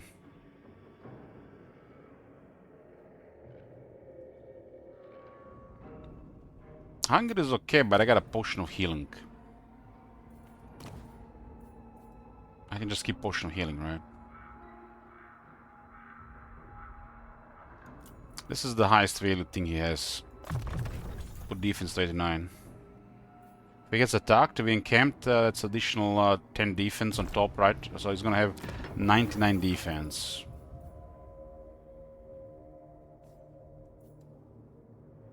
Level 2 lightning strike. Tenacity. Tenacity is slightly better than Scar Veteran level 1. I guess hunger is okay. Kind of feels bad skilling hunger.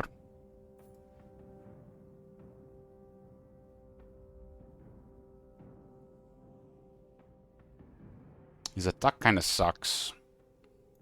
There's only 8 here. And a 9 here instead of 24 each. 24 both.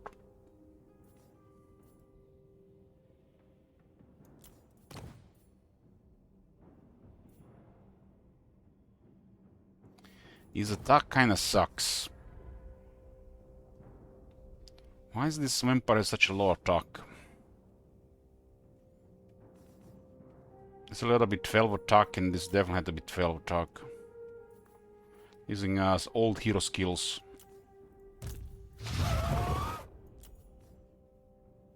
Even this one is not 10, 12 attack.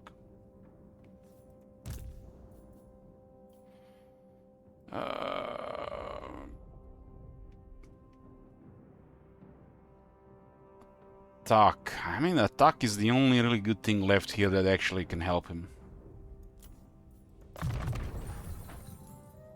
That's more like it. 50 attack at least. Not sure about his attack animation on the Rotting Promethean one versus a large target. I guess it works in my head. But 9 attack goes a really long way in a long fight.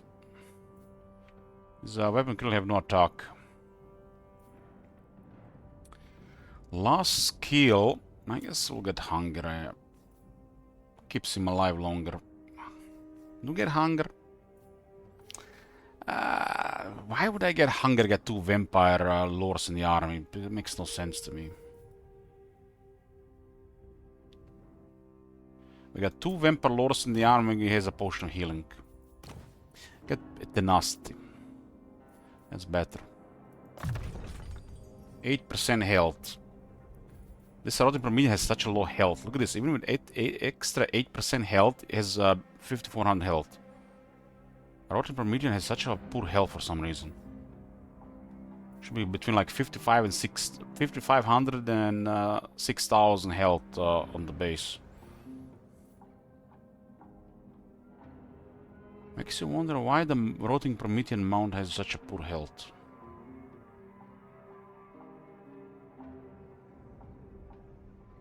Hunger, like means like, oh, the healing. Oh shit, regeneration. Have you guys seen this? Any battles in this campaign where we actually need regeneration. It's the Vampire Lords. Even without hunger, you still have Curse of Undead.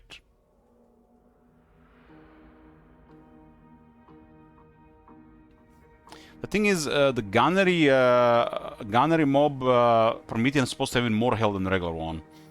They just give us a really bad health on this one. What this is this faction is stuck in the late Warhammer 1 starting. And having stuff like Wild Eye just confirms it. This used to be 3 skill points to get a 9. And nowadays it's supposed to be 2 skill points to get 12. You know, like this, you see. Just supposed to be 12 here, so a lot of stuff is late, I would say late Warhammer 1 stats. So it's not even Warhammer 2 overall stats. And this was an faction was released in Warhammer 2. They probably started working on this faction very early in Warhammer 2. Probably even while Warhammer 2 was not even released, they started working on this faction.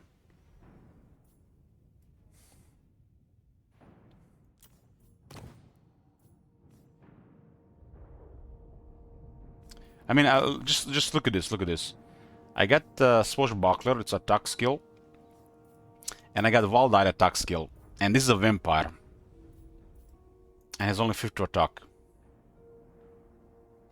Vampire are supposed to be fast and have high attack. This is like their thing, fast and high attack. In this game, they were mostly having high attack, but they're not fast. But this guy is neither fast or have a high attack.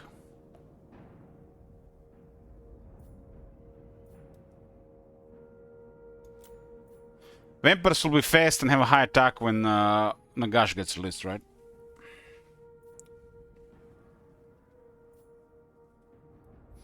So still pretty good lord.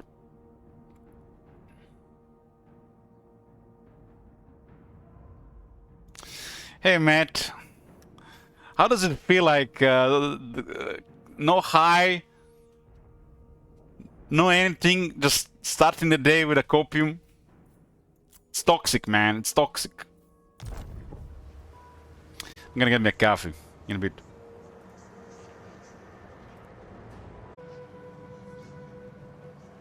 You're back, boys. They just arrived when we arrived now. Find my harem. My will. Two of these lords have a war sphinx. Priest king of greatest dynasty.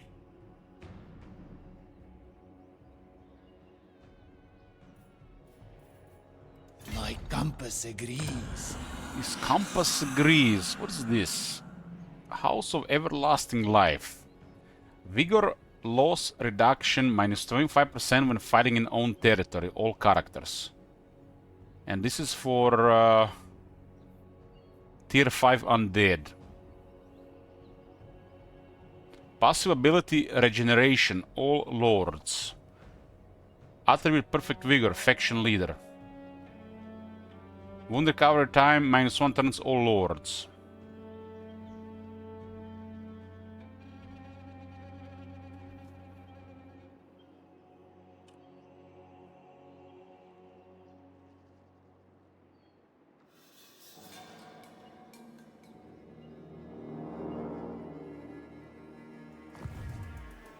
Admiral. Admiral, this is Setter here as well. What is your demand?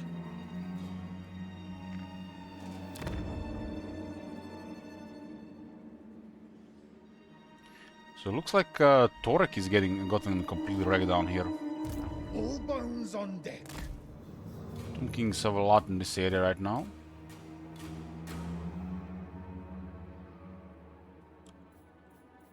Get on! There's Torek. That's a good defeat rate as well.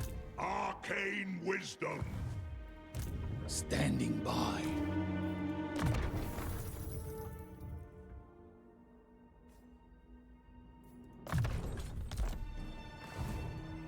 Yes, at once.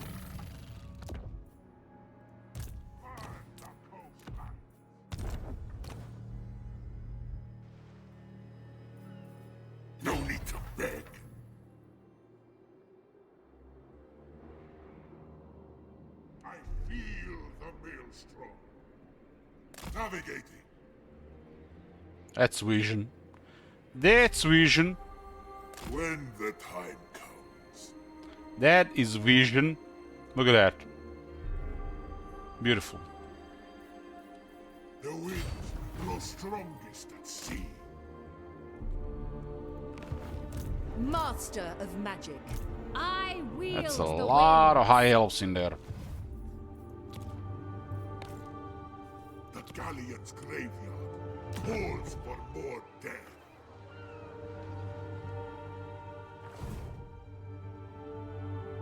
The ocean empowers me.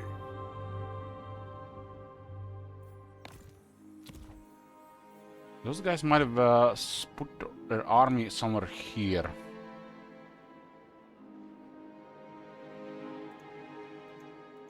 They were ambushed right here. Interesting.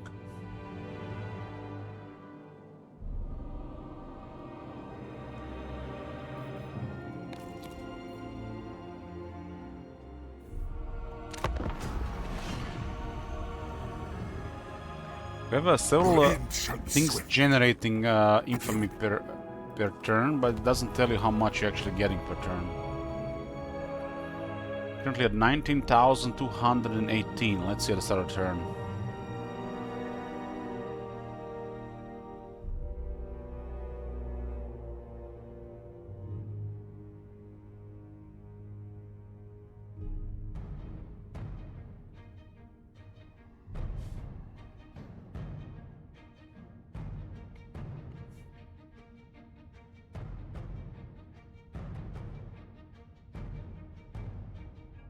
Hello.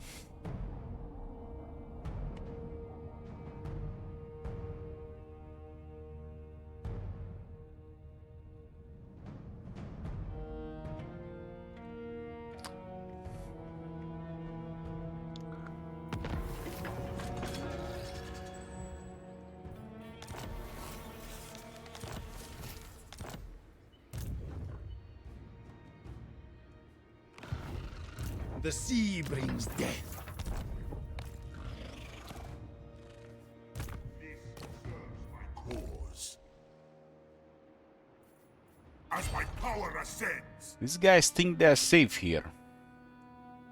go, Reaver! Oh, bell.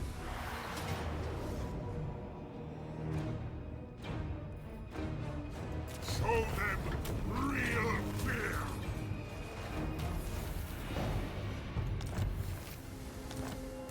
Death and destruction. Your vulgar manners may amuse the court, but frankly, You are a long way from your waters, freebooter. We're calling freebooter.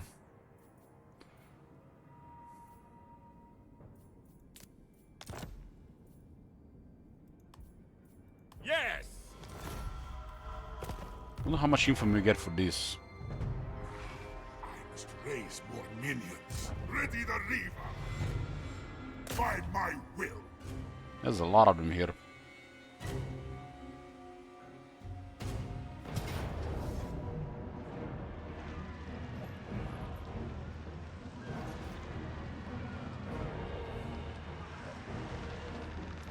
That's a proper siege.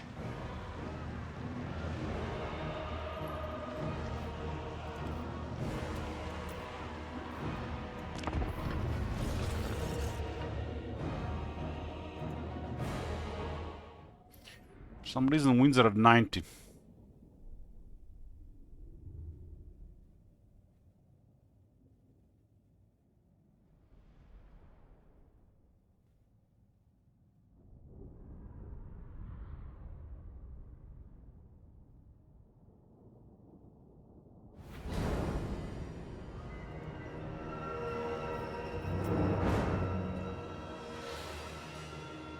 Some of these big ones, huh? I was like shocked when I didn't see that copy pasta one. So it actually is a high elf city here. I guess if you have a siege and a high elf colony, you get this one. This is a giga city. And a big arsenal.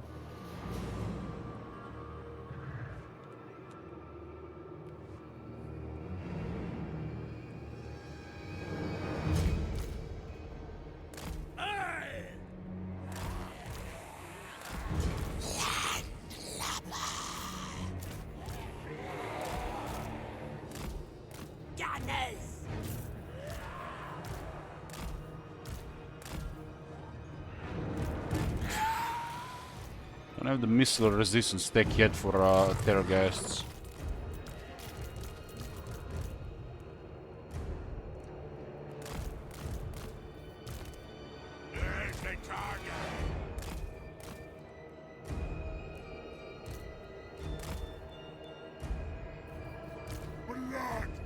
Meowing is, yes, it's the next campaign.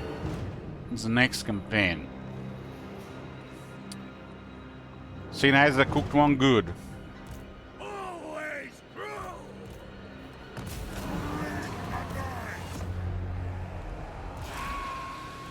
The harass the wall with the birds. With the terror guys, with the bats, I guess.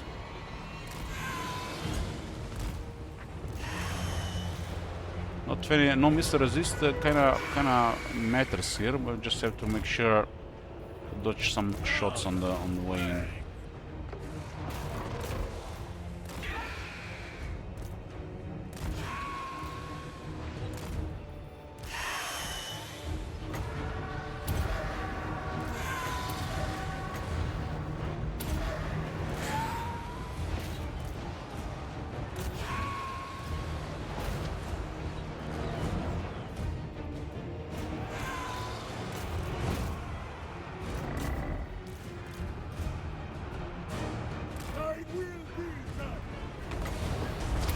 Mostly infantry in this city. Just one Lothar Skycutter. They have a lot of shooters with their mortars, so it makes it a little bit problematic.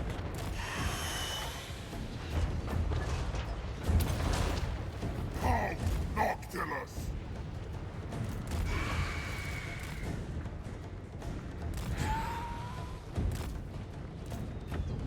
Moving! Annihilation! This thing is so big, it's not a wall attacker. Halt, Noctilus! Crush them! Yes, Captain! In death, sir!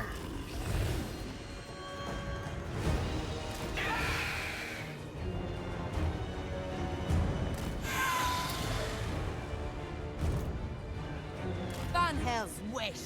On the action!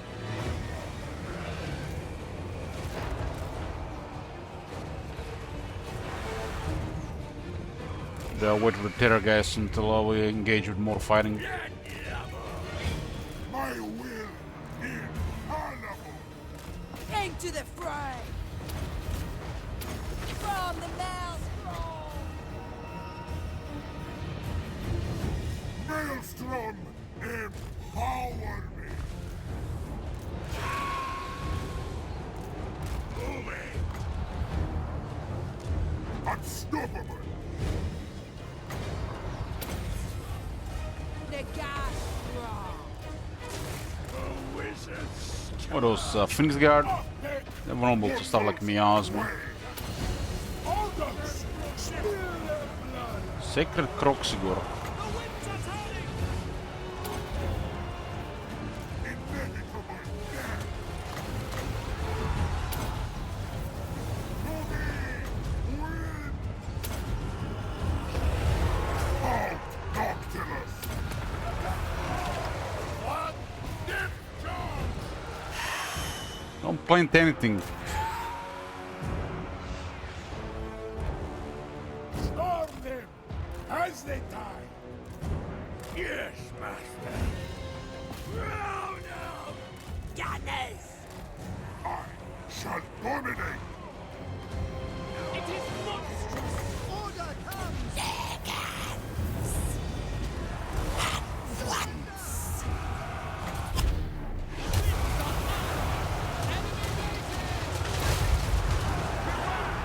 Oh, deletion.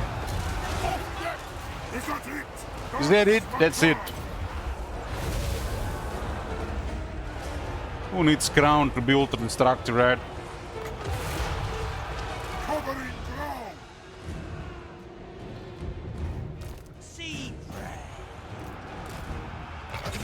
Reach that thing already. Gunnery wide.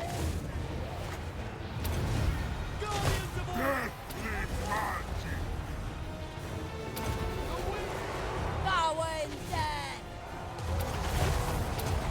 Honestly, don't only care either way, Dark. So Attack. Kill. Let it begin. it feels way too overpowered. Really makes the battles a little bit less rewarding. Noctilus never really needed a crown other than for movement.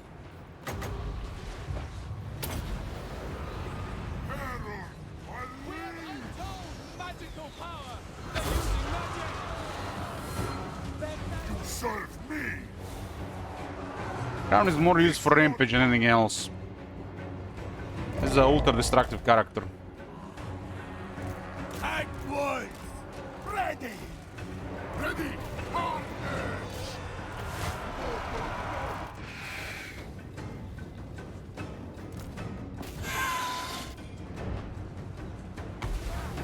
What? Get me Sultan. What? They can't even fight the depth guard, let alone harass him from Noctilus. Harass from Noctilus is just like too much for their army. And the depth guard already just kills everything. Your orders? Show us. Yes, master. Your orders. Stalk. Their end looms. Boarding action. Storm down. Anger.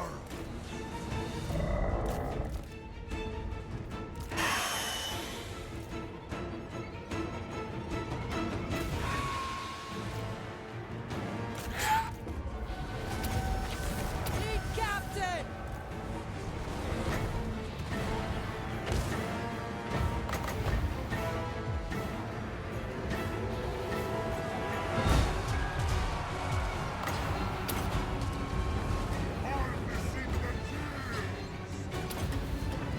Storm them. Maelstrom, empower me. Show us. Halt, Noctilus. Move and fly.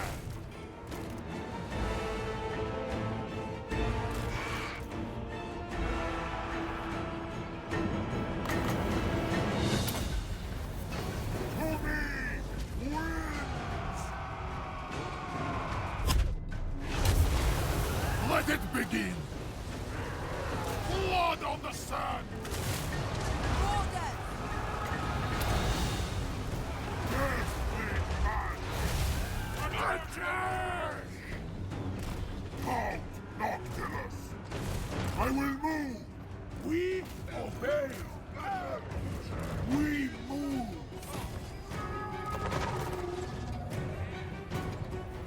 Off deck. From salt. No, really, guys? Getting trolled from a couple of cave?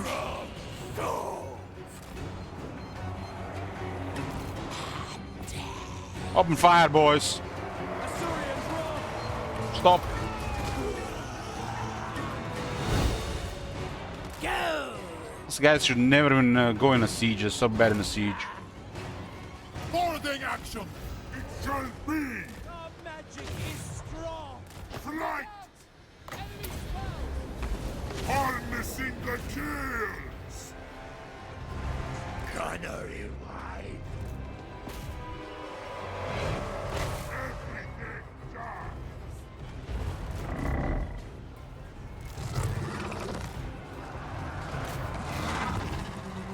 I will use Rotten Leviathan and just send them into an Ifrit round. Midland. Go. You don't need a lot of them, just one or two in the army is more than enough.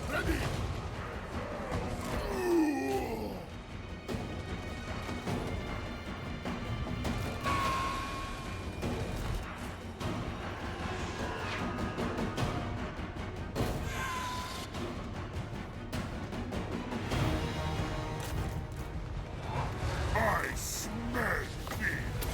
For the shadows, deathly swift!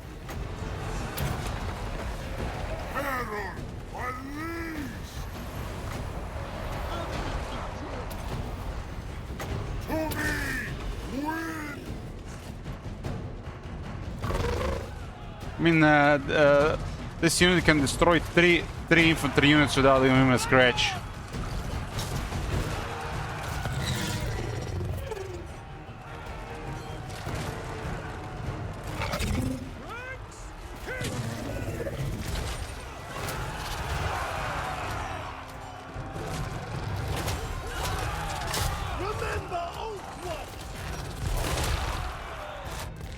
Inevitable death!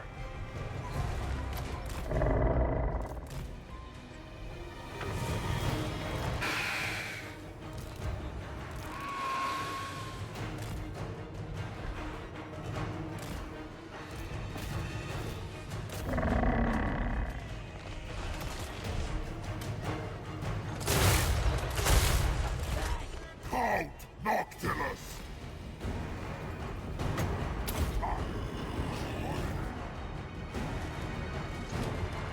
They have no magic attacks, so they cannot fight the thing is regenerating currently. It's a banner. It's a banner, but they also get healing every time you cast. Lord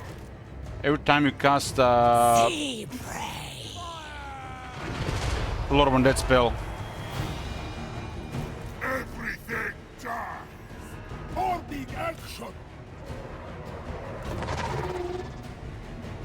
It's a banner that grants defense and regeneration. This thing is immune to flanking, which makes it crazy strong then.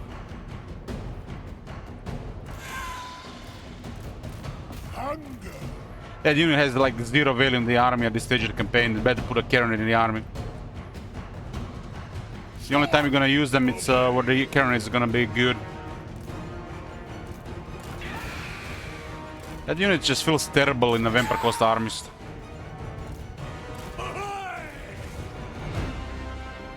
The deck gunners. Who's next? Orders! Defensive positions!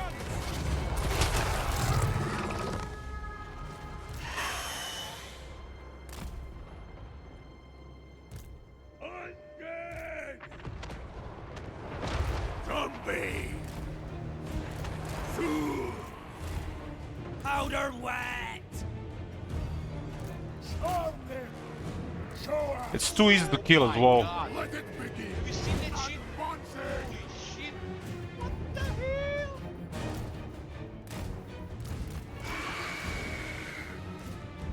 The plan? In death's service! We serve! Get her! Well, finally, at least I get a proper siege here. Should be like a default siege like this. Probably put out another 20 units for my preference.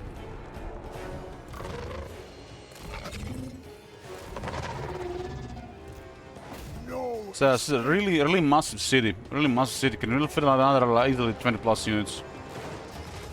I smell thee!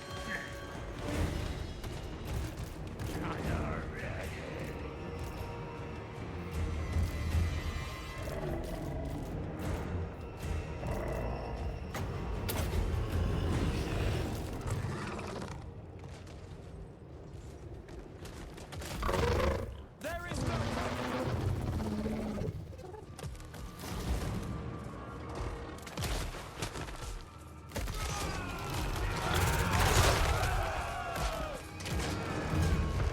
We are lost!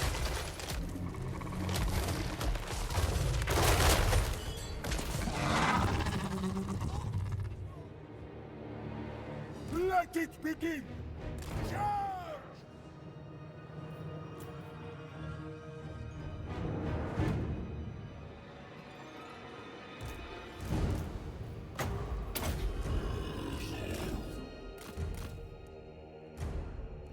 I often see the dev guard drop down to 52 with the healing cap.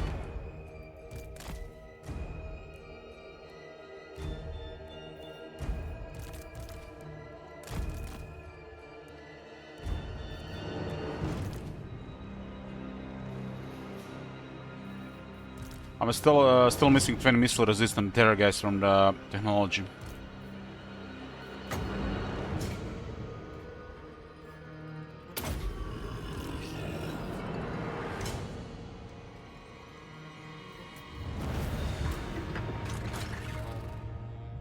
Units like the Rotting Prometheans and Rotting Leviathans are some of the best units to heal.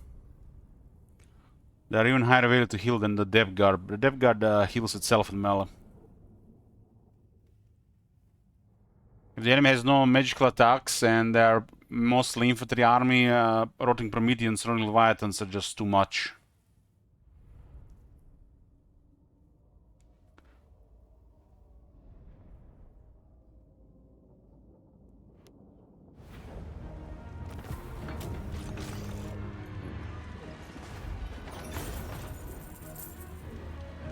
It's called the War Standard of the Corpse Surgeons. Amazing for Rotting Leviathan. You get this, get the Rotting Leviathan for sure.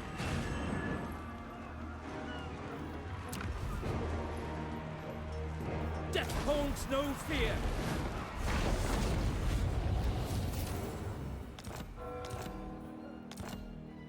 Count Noctilus reigns.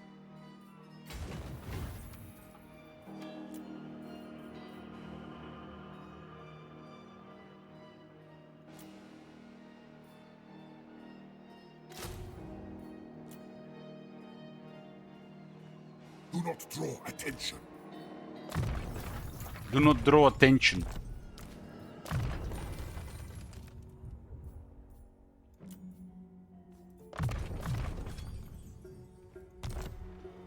Thing has so many skills, huh? Looks like a proper rank hero for 50 skills. Terror guys get really tough with a protective hide as well. Most of the damage taken in this fight was from missiles.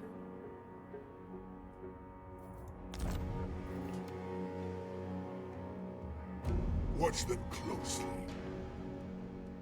So basically, unless this thing gets loses vigor in this army, they can't really hit it by regular units. Especially don't have anti-large bonus. Because of immune to flanking. And immune flanking on a unit that is just stomping around, pushing the stuff around, cancelling the enemy attack animations by just attacking. That's really hard to deal with.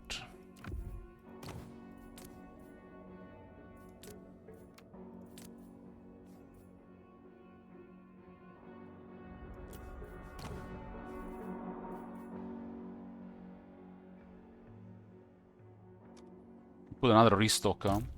Captain, on deck.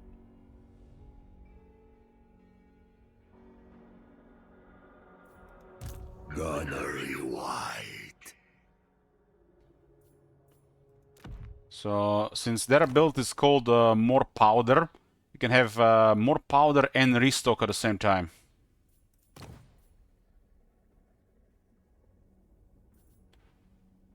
Make sure that black powder plenty never goes down on several units. This is like the ultimate to keep the cannons at max damage.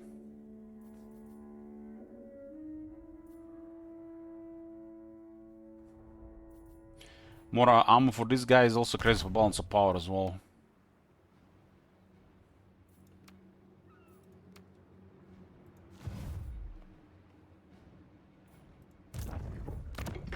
True infamy.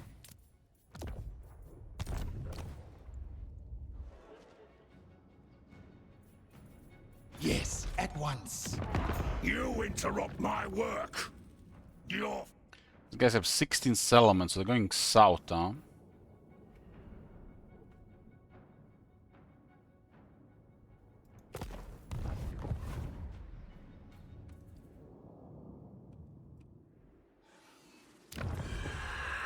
It's unusual seeing Setter here.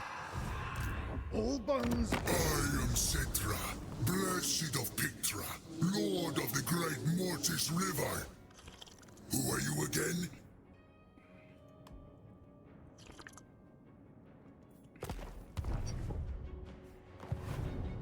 Orders.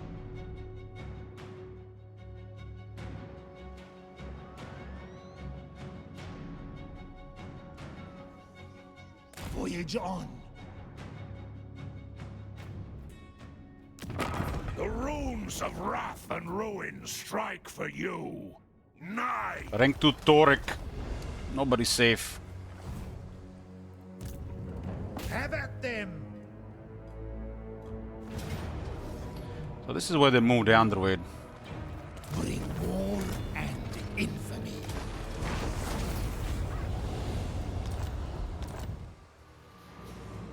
I think not. The sea brings death. This army doesn't have a single veteran unit.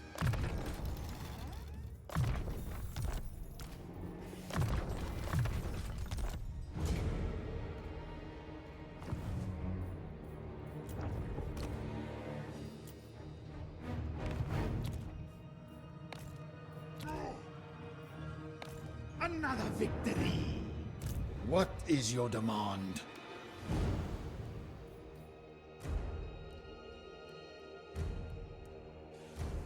Ours is the sea. At last we will feast.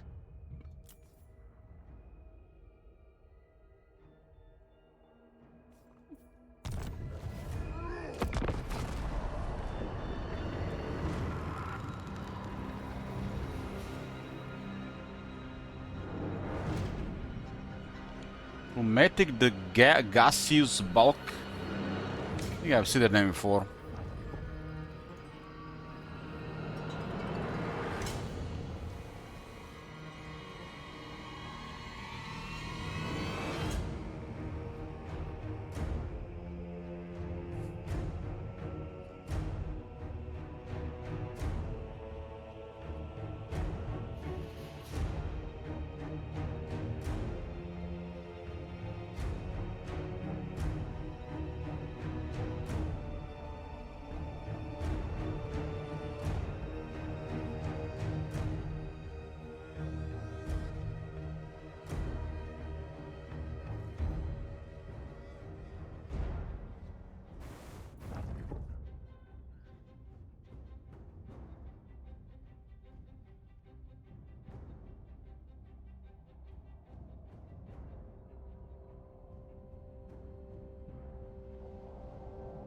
These guys are too cozy here. We don't allow cozy here.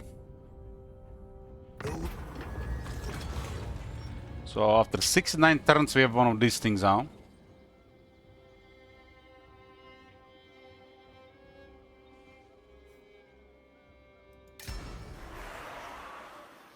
Seems like completely off these days.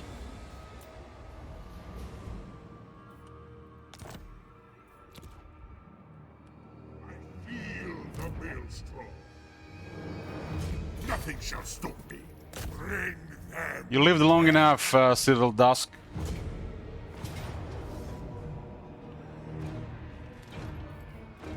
Kill or be destroyed, minions.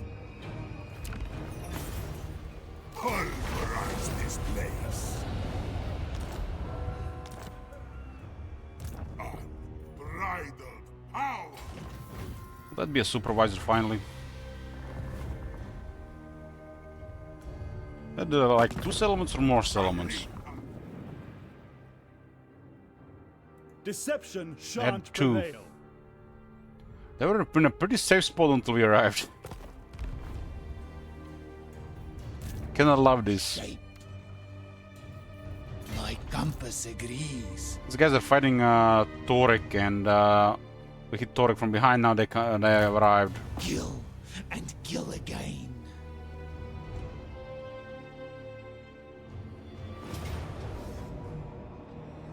Toric has left them for the mountains. The dead will fight. Bring me fire. Aldred's Cask of Sorcery still poop, huh? Corsair of the night.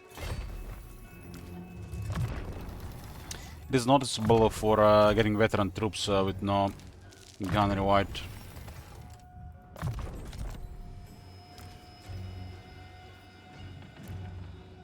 The seas are mine. Why does he even have such high damage?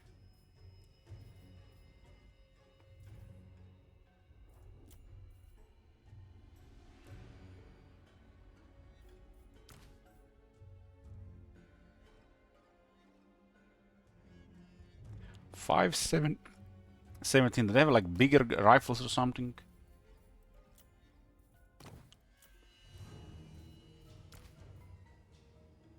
So why does unit have such high damage than the Empire one?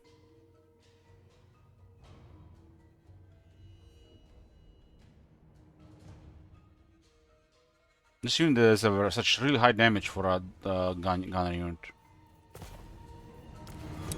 And the fact it's so high, it does another 30% damage on the base. It's really high projectile damage. Mine.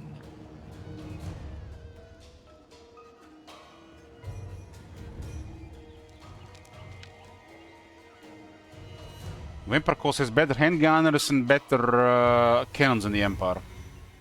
They got both the stuff from the Empire.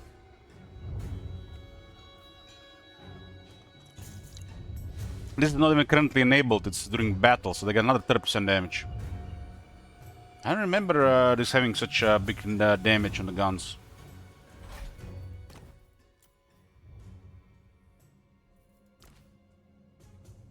Like, the handgunners and the thunders on dwarves are almost identical.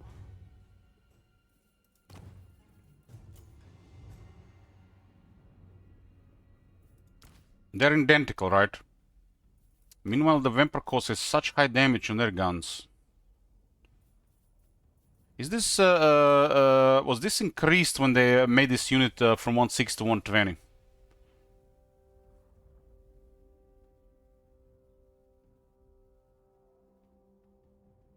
I wonder if it happened there, but I haven't noticed. Remember when this unit has to have 160 guys? Was really crazy because of Black Powder Plenty. They have still 120 versus Thunderers 80, so 50% more. And the Empire has it 90, right? So they still beat them at numbers and they have more damage.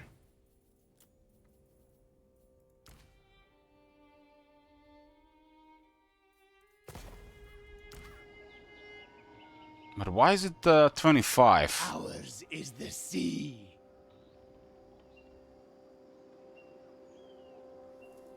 I have no way how to explain this.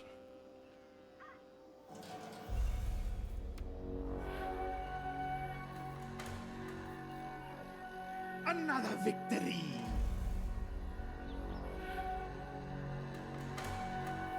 We might actually have damage from the office.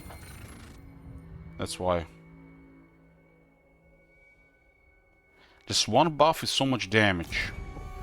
But still at too high, it's at 25. It's from 20 to 25, it's still way too high. It's not no way to explain this. We don't even have a gun in white in the army. This isn't the gods' victory. It's mine. This is 12%, right?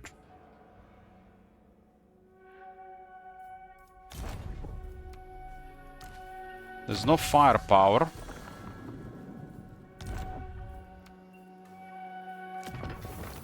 We got a smuggler. I don't have reanimated marksman. Ah, they get a buff here, 12%. Okay, now it makes sense. But what the fuck, man? 25 missile damage on a 120 shooters? Blood and plunder. That is like an obscene value on a... can get another 6 damage here. So these things have currently about 31 armor-piercing missile damage on 120 shooters. If you don't take into account other buffs, they almost have double damage compared to handgunners or thunderers.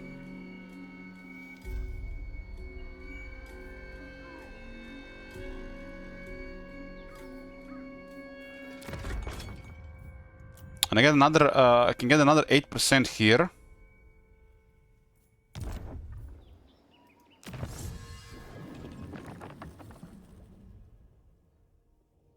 Armor piercing missile damage plus 20%. This is crazy. So it's basically another 20% damage buff. So I got another 4 damage here.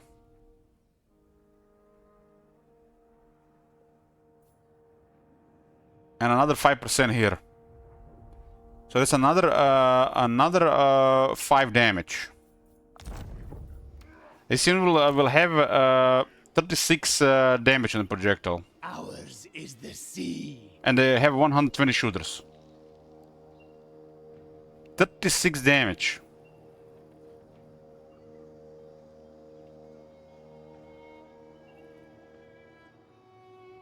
It's literally makes some units poof in a single volley. This can poof a hero with no missile resistance. In a single volley. Just one ammo used on this unit. It will kill a hero with under 20 missile resistance. If they're at medium range.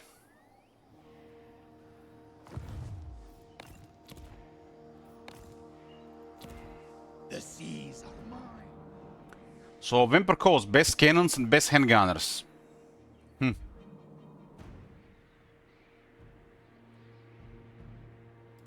Admiral. You're also forgetting about the base missile damage in This that calculation, isn't the God's victory. It's which will in mine. most situations be over half. So unless they got shield and over 20 missile resistance, probably gonna be dead. If they're like a White King getting shot from the side or the back, one shot.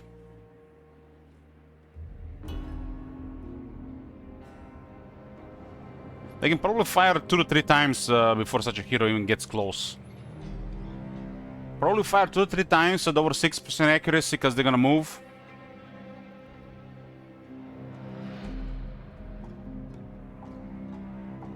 They can do over 10,000 damage in 30 seconds. If you have the percussion cups. Oh no, the stolen Imperial Ordnance. And look at this, they got even more range here.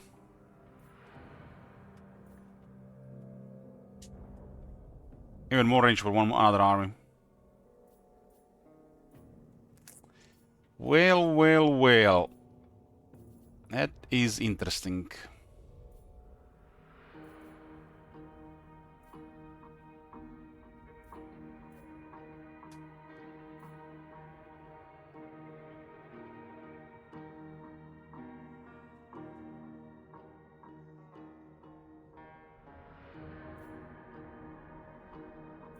This technology is very strong. Very, very strong.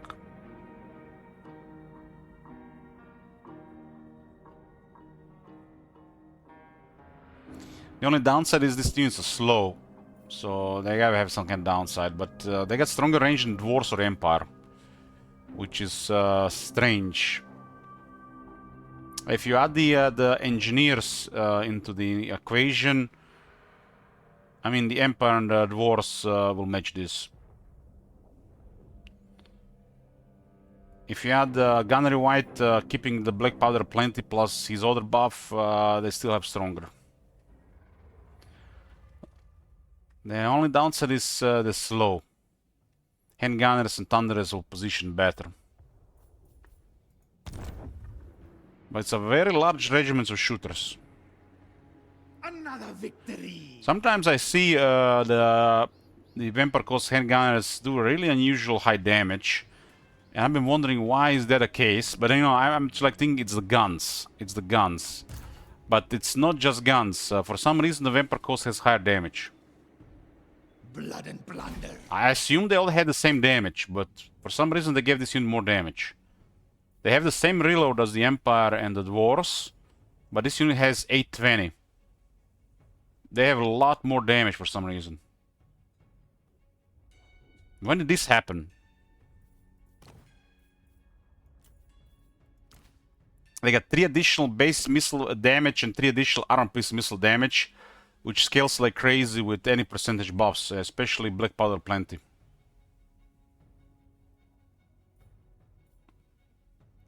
It might have been a thing ever since they nerfed the unit size. It was 1/6 to 120. Well, they might have had it always like that. Very strange that the zombie pirate gunnery mob are better shooters than the Thunderers or the handgunners. Very strange. Isn't this is this right to you guys? That is, I find that very strange. Look at this. Even the Streltsy have the Streltsy, handgunners, and Thunderers have all identical range damage. All identical. It's identical. Identical range, missile strength, base missile damage, armor missile damage, all identical. And I assumed the Vampire Coast had it identical as well, but these guys have it way better. It was always higher damage. I guess over time I just assumed they all had the same damage, because look at this. I guess it would be better to compare here.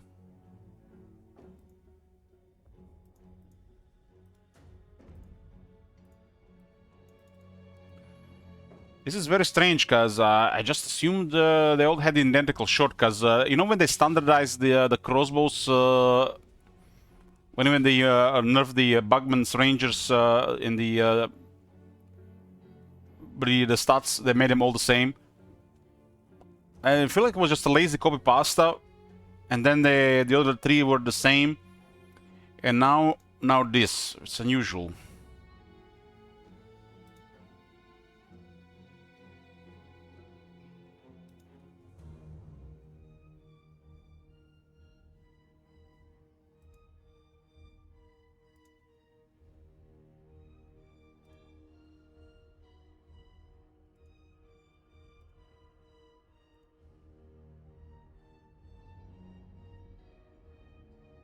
Why they copy paste the stuff and get those guys are different? I don't get it.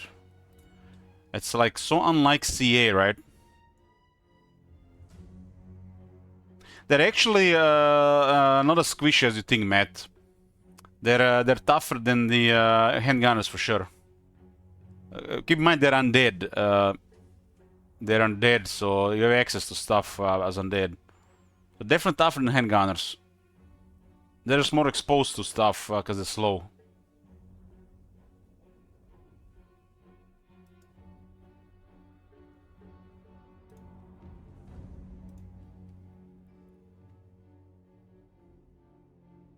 So we are looking here range and missile damage.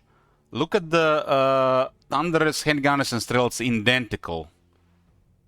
Why is this identical? Feels like it's lazy. This is lazy. Lazy.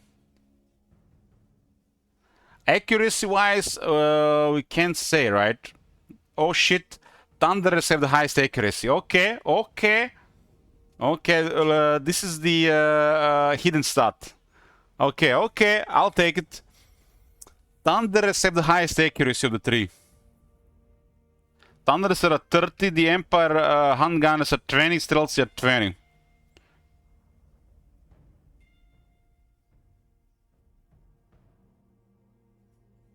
When I think about handgunners and Thunder shooting a giant, Thunder is always more effective.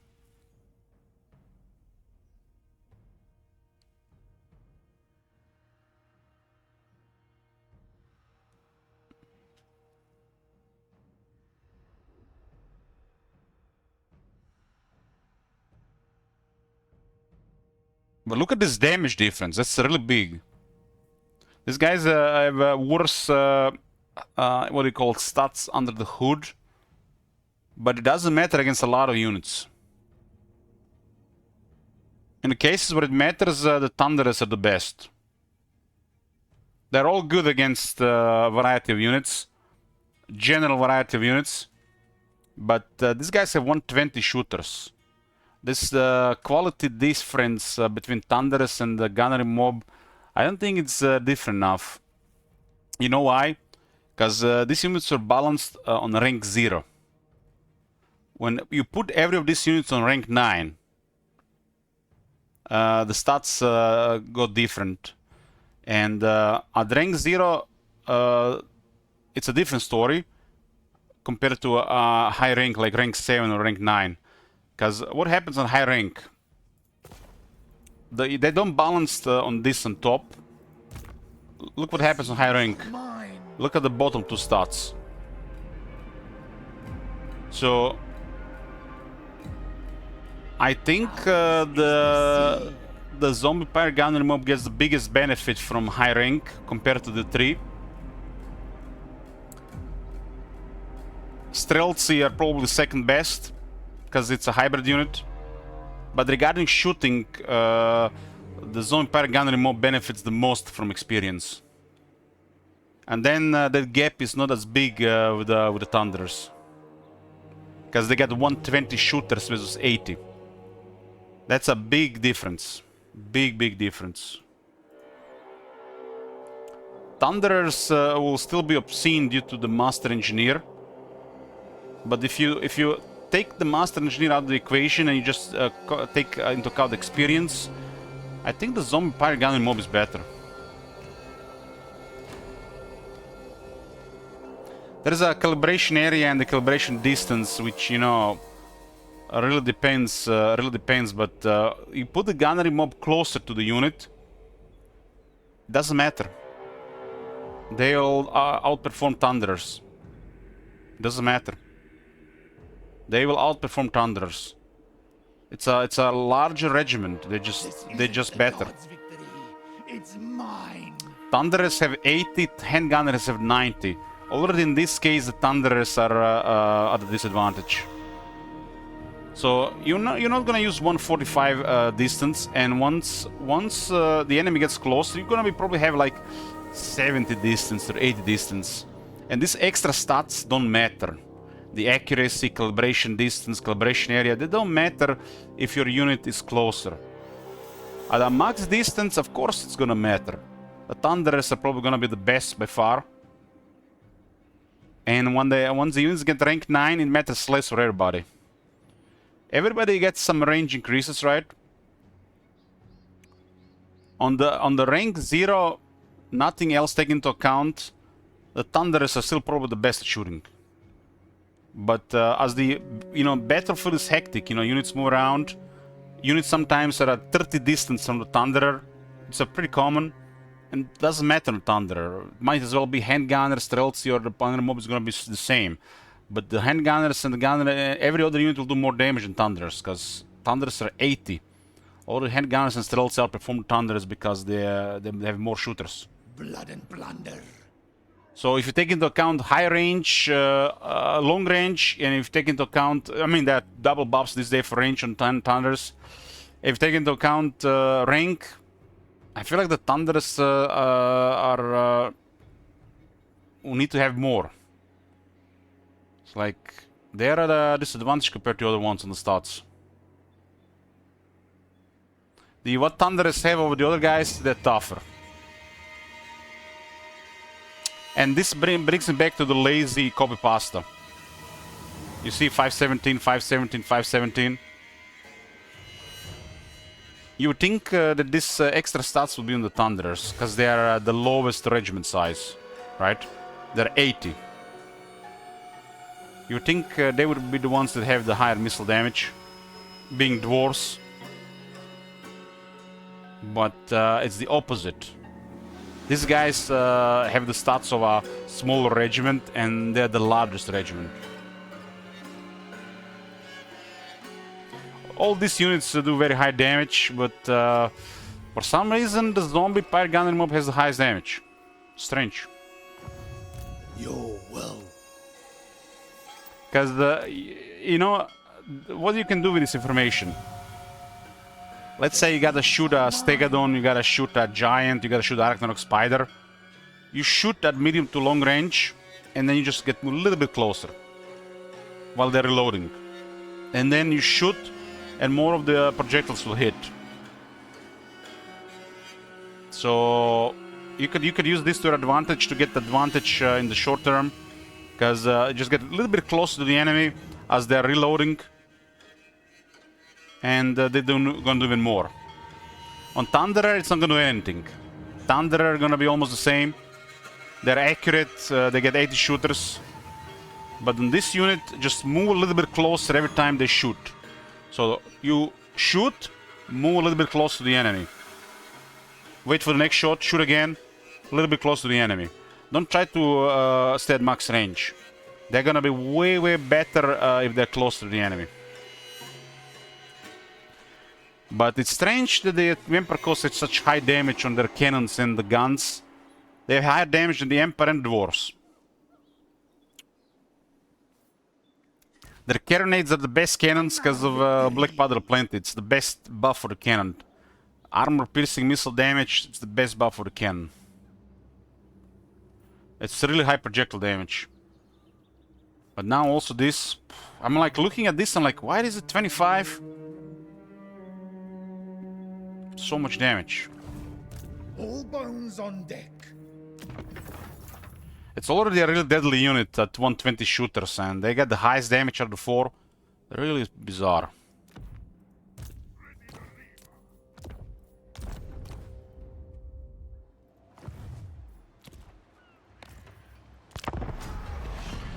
They were nothing. I think the Thunderers and the Handgunners should be by far the best handgunner units. And I feel like, because they went with this lazy copy pasta regarding projectiles, the Thunderers feel like way behind these days compared to the others.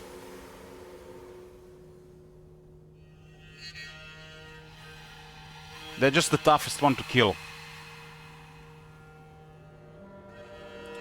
But the 517 missile strength copy pasta between the Empire Dwarves and Kislev, it's just disgraceful. It's just a shameful copy pasta.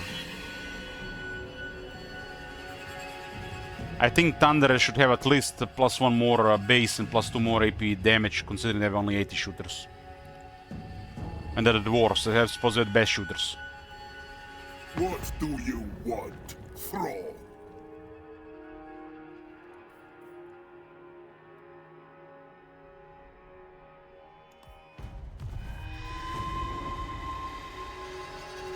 Missile units are different because they really get huge performance buff as they get veterans, experience, chevrons.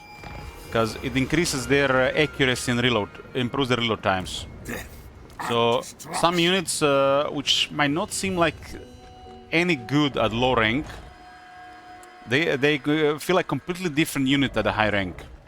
And an example of this I can tell you, if you have you're one of them people who are disappointed in the Luminarch of Hish.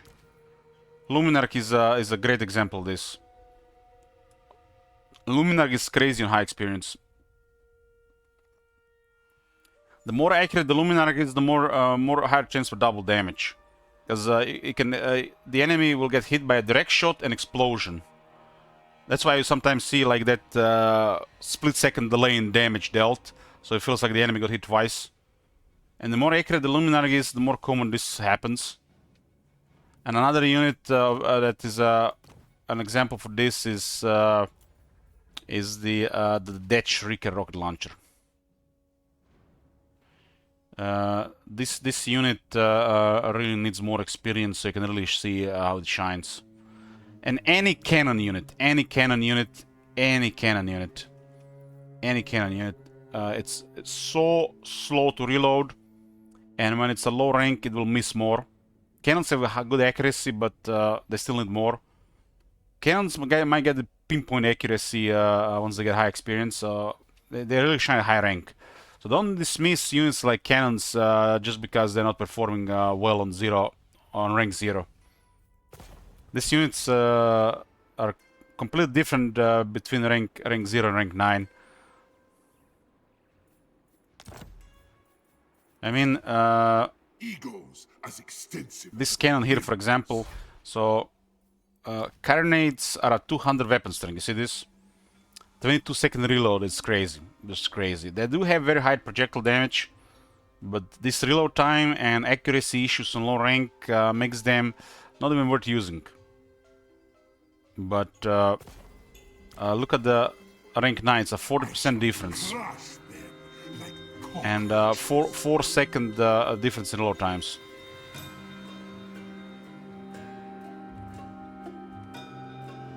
But the Karen is shine on high rank, not just from accuracy and reload, but because of the black powder plenties, and it's even more powerful. Noctimus. Rank 70. I feel like a lot of factions still have this turn. Back to Maelstrom with you. It shall be done. Pushed into the scenery? You are beneath my hatred. But I may act it out for his pleasure. This concludes. We're doing Miao Ying, and we're doing a sellout campaign after. But after sellout campaigns, sometimes after Nagash cools down, playing a mass campaign and a Chaos Wars campaign. All will serve. I didn't like how close these guys got, and someone destroyed them. Ruthless.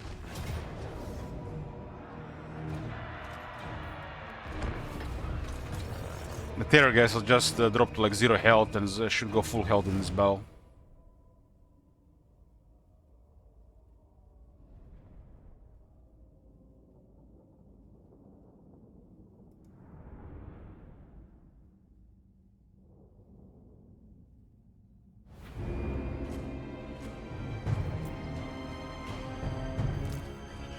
This battle was amazing for cannons and Kaori.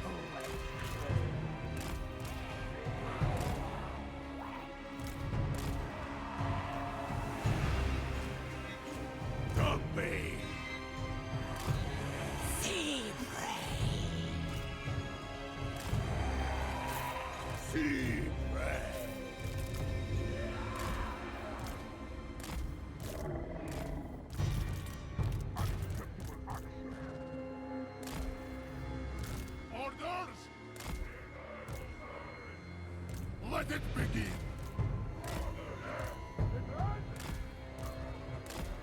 Your orders? Right. Halt, Noctilus.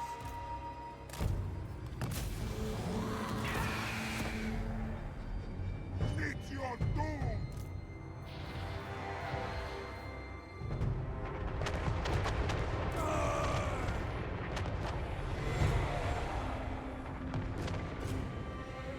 Finger on the trigger!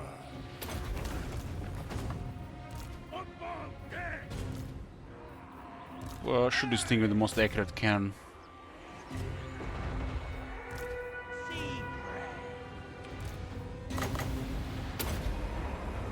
Harnessing the tears!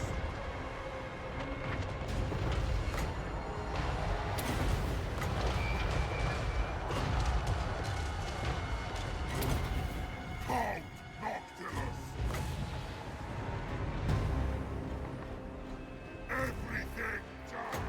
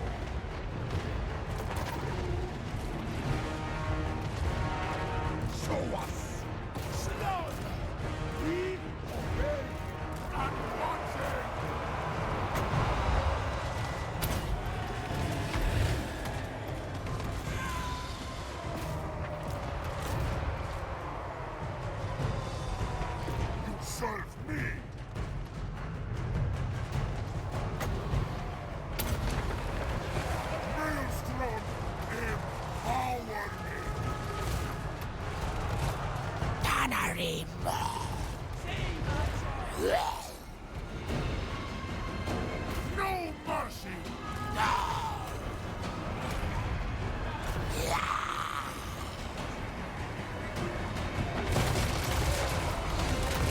No more baggage!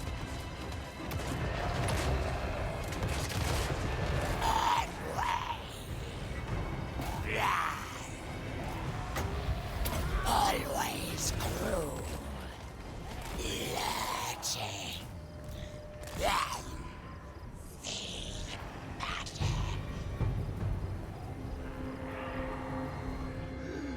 Gunnery white.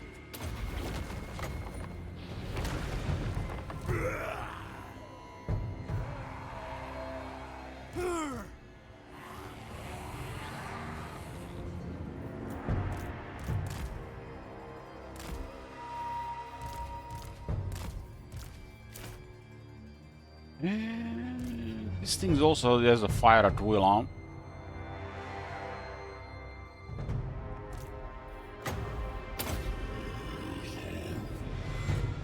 Most dangerous things this game that are cannonballs.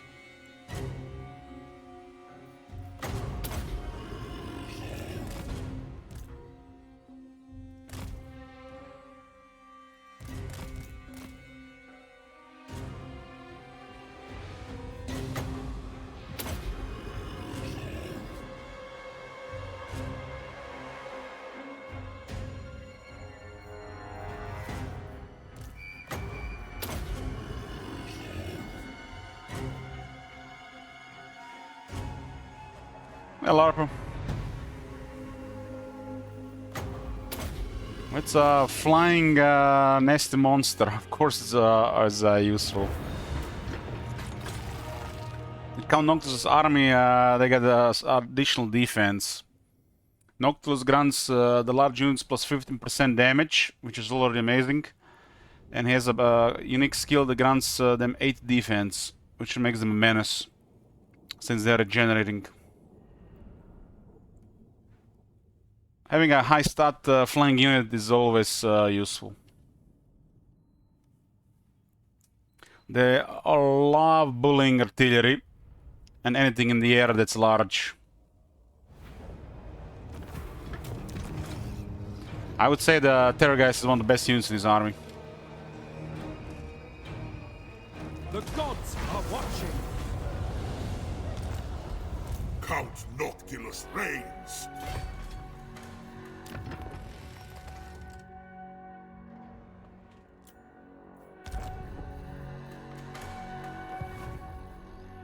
Death and destruction.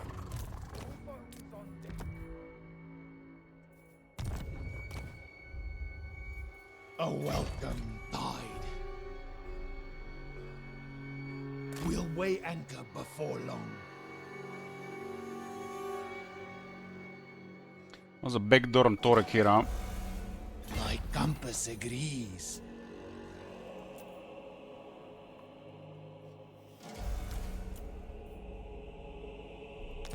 What is your demand?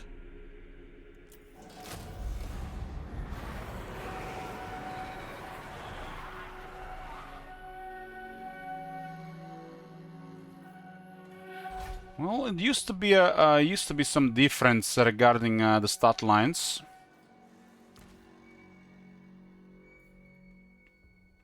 Since they buffed both, I'm not sure anymore, to be honest, what is the main difference.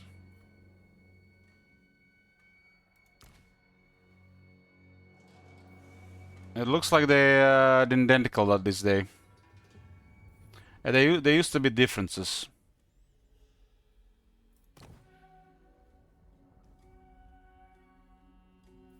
I think the main difference used to be the Dreadfleet Terrorgeist didn't head anti-large. Now they are. I think they're identical nowadays. There used to be some differences.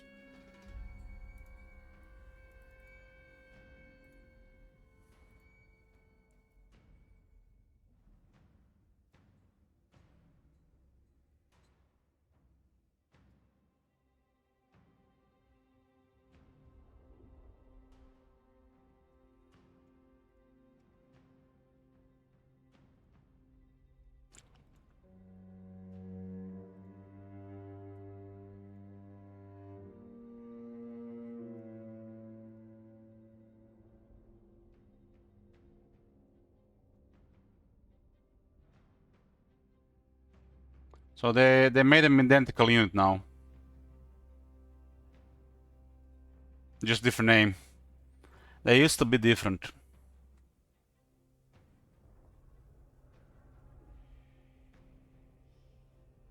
It's really high status compared to what they used to be.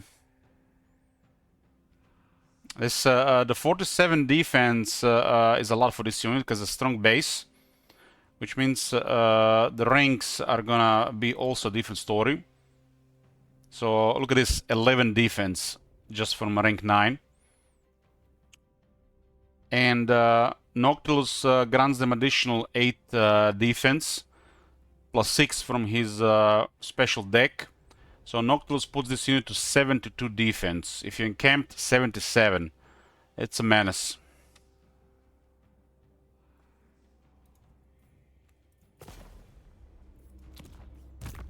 Noctilus has the Sylvanian battlements, which adds 10 armor and 6 defense to the army. And he has the Seekers, which grants another 8 defense and 4 leadership to the Terrorgeists. Master is placing another 5 defense. This is a really high defense. So we have also defeated from Yao Ying, that's another 3. On a rank 6 they have 76 defense. And if we get attacked, they get another 10 defense. It's just a disgusting unit really, stats wise. It's healing as well. Regenerating. It's a really difficult deal with unless they shoot it. And the technology grants it 20 missile resist. And since it's flying, it can always pick targets to fight, right? It's fast enough as well. It's 90 speed. Now, in Noctilus' army, this is a disgusting unit.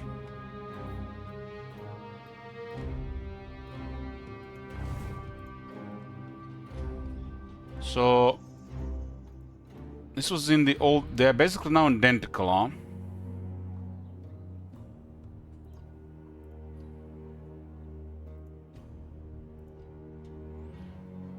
They were different units until a certain point.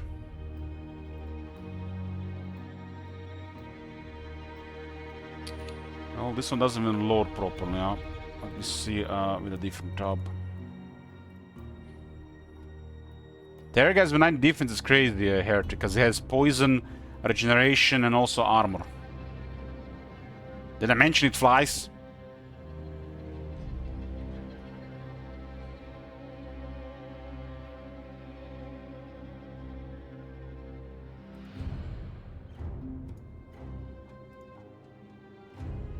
So it looks like this are bugged these days, but the Deathship Terrorgeist didn't have anti-large.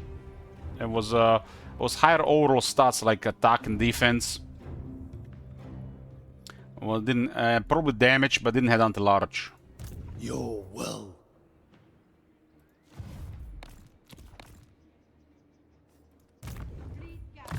Reporting.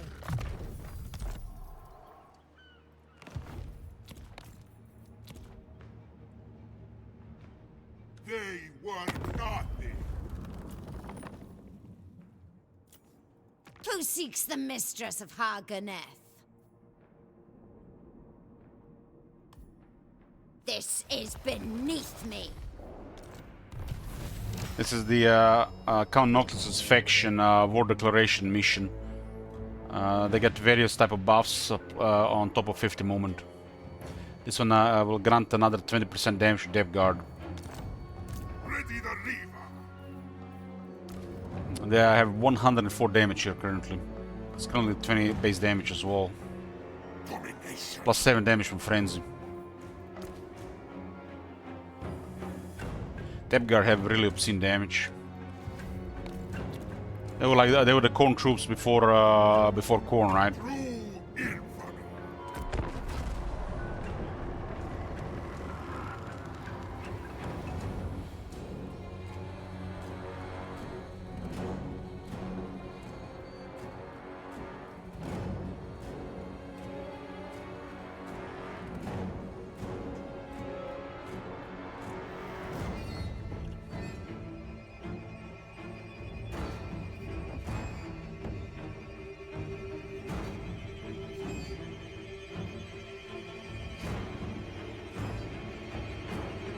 Everybody's expecting the Nagash update will also do stuff for Vampire Coast.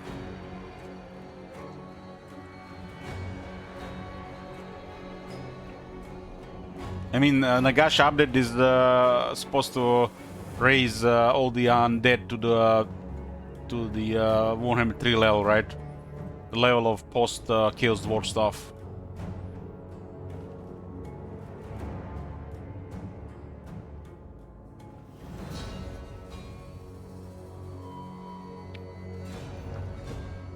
I think the next Vampire Coast campaign I'll be playing will be Luther Harkon.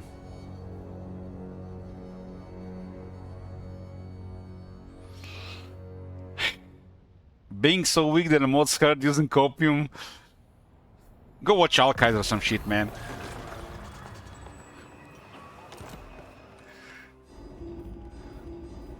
"20 missile resist for the flyers and scary dogs." That makes the terror guys really nasty. Noctilus reigns. Because the only way to deal with them is to shoot them. This heat is a nuisance. The reason why I landed here to destroy these guys were too cozy. We'll not allow that. We are raining on their party. Bring them death. Unacceptable. Kill them, Noctilus. They were too cozy.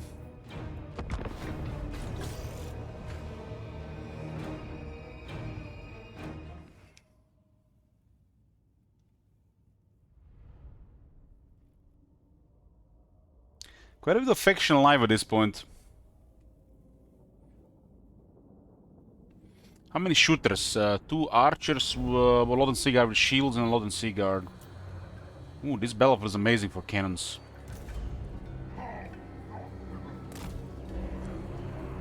This is the beautiful battlefield for the Vampire Coast.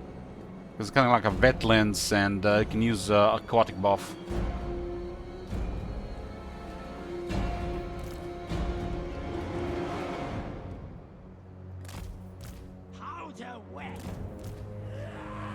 You do not raise Ulta? No. Count Noctilus can go wherever you want. Has the movement and the freedom to do whatever you want. He's aimed at the Ulton, but you have nothing to do. Don't have to do anything on Ulton.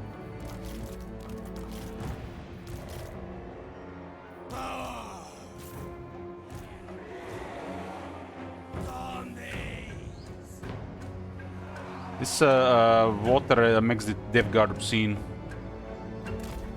Water buffs Death Guard. So they'll get an additional 20% defense attack buff on the base.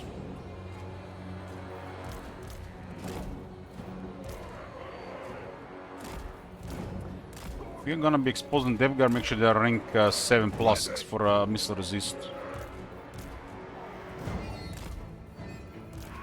We send terror guys to whatever is vulnerable. How the hell you kill a Rotting Leviathan with basic infantry when it's in the water? This thing here is immune to flanking. It's crazy powerful on a lot of units, especially that unit.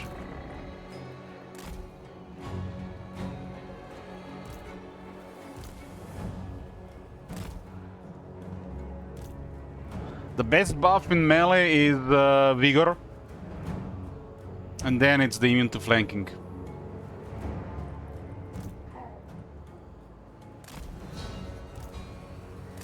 My cutlass thirst. Always crew.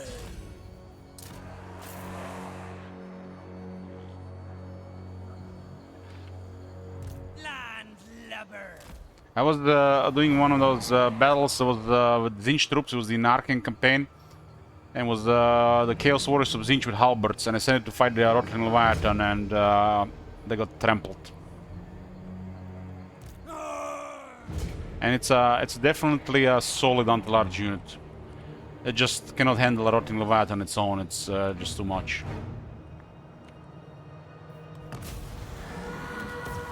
Chosen would have done okay. Probably still taking a lot of damage. Can rule the great Depending which though. Look at all those characters together, huh? They're bound to be stray cannibals. Let me shoot them.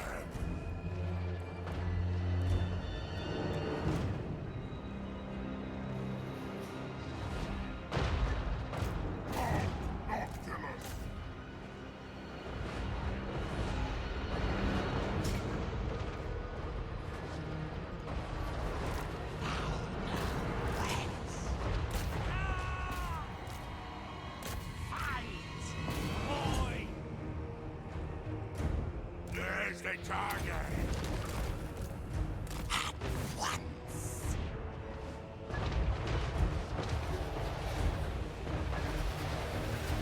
You serve me.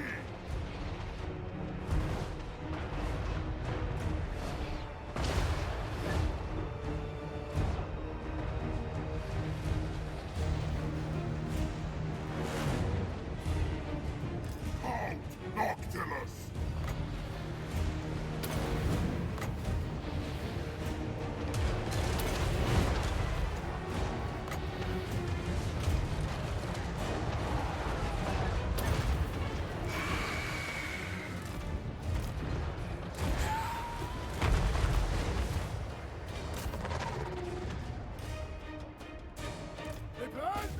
I must. Orders. One. To the shadows. Get me close! Unstoppable.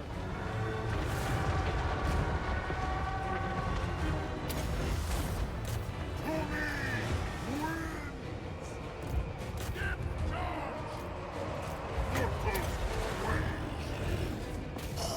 Knuckles.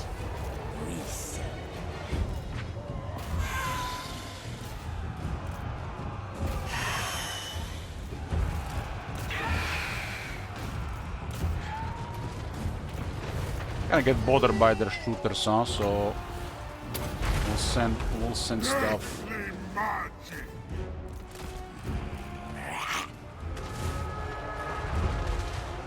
Die! Maelstrom, empower me.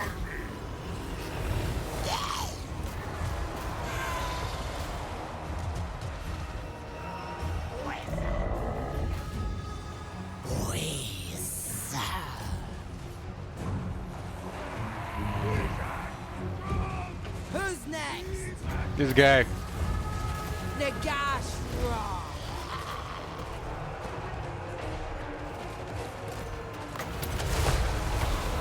Kind of storm started outside. Where does this whole lions come from?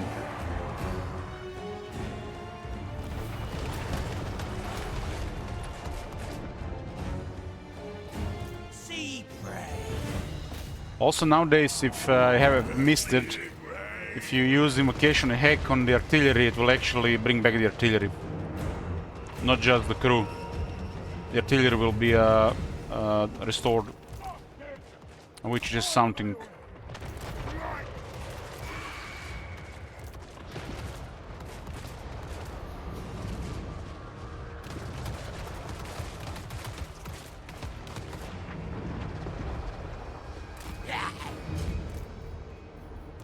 Let it begin. Not charge. I will move. I'm missing the kill. So the Hornswoggle is blue and the Taunt is green. I've noticed lately, yes, for some reason they're using stuff like Uranus Thunderbolt and your other bombardments on single entities. Well, these things could definitely wreck a single entity if it's mounted on a big mount. In a lot of situations, makes no sense to use there.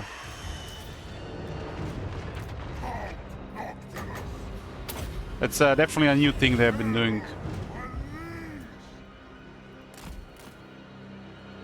They're also trying to keep a tidy formation lately as well, which takes them also sometimes longer to engage. If you have artillery and harassment, you can punish it for longer.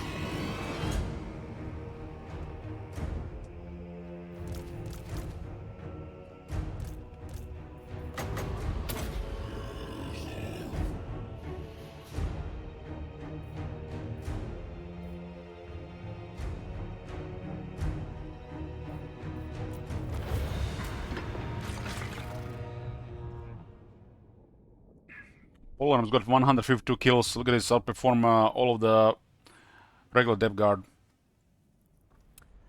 I think it looks good, but regarding the battle, it's worse. Especially if you have ways to punish this. It's worse. If you have no ways to punish it, it's better.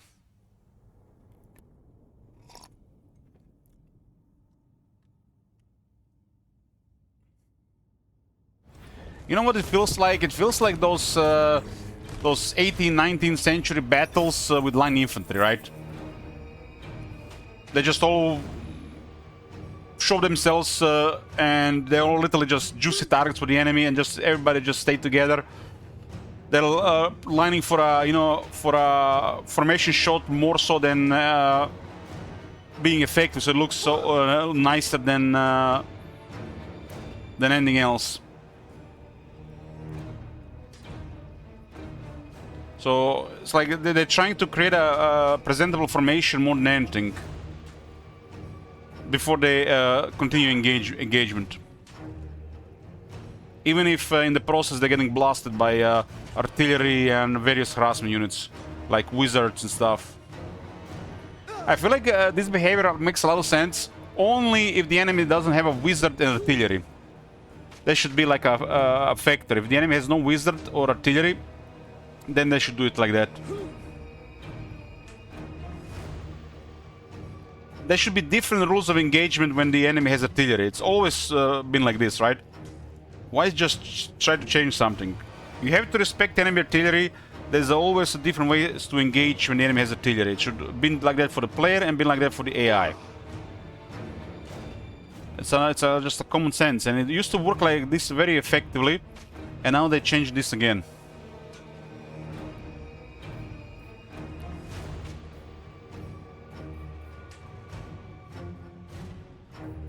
They probably didn't even bother testing it against armies with extra artillery, because, you know, they have that second thing in mind, in place, you know, the artillery dodging.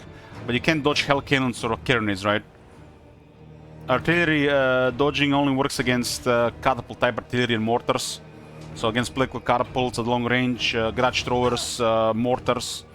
You can dodge hell cannons or carronades, for example. I will eschew killing for profit. Count Noctilus reigns. Kill them. I didn't like these guys being so cozy here, so I decided to destroy them. Death begets death. Briar sheet. This thing needs to be a little bit better. I think this thing should be like 20 feet resist.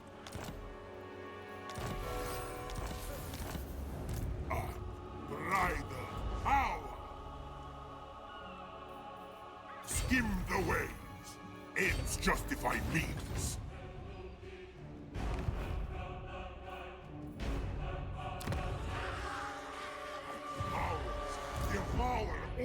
The main rule regarding engagement: if the enemy has harassment at your distance, you need to engage.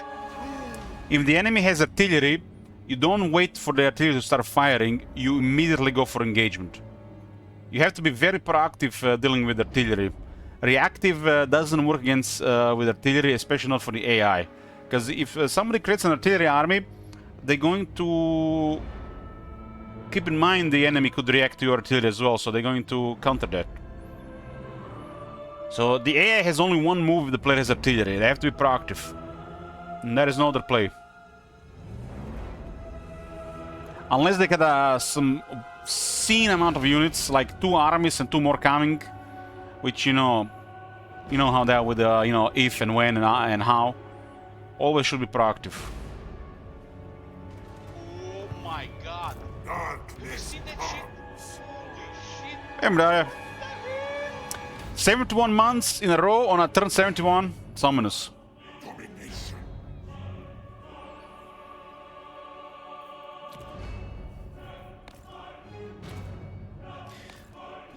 Should he add default run, by the way? I mean, this requires further improvements, but they seem to be just sinking always when they engage.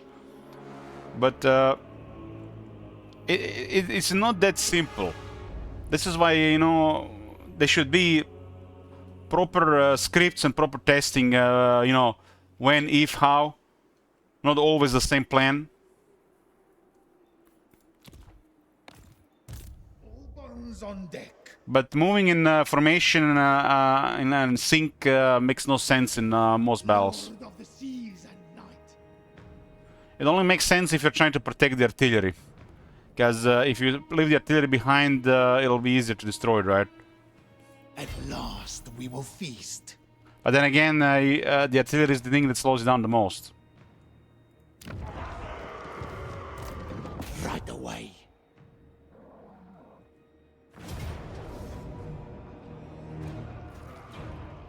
Brave thumbs. Fight. Set it alight. I feel like the guy doesn't even want to fight us, the Hof guy. Another victory. Because the army is too strong, he wants to fight some kind of weak port or something. I'll relay the order.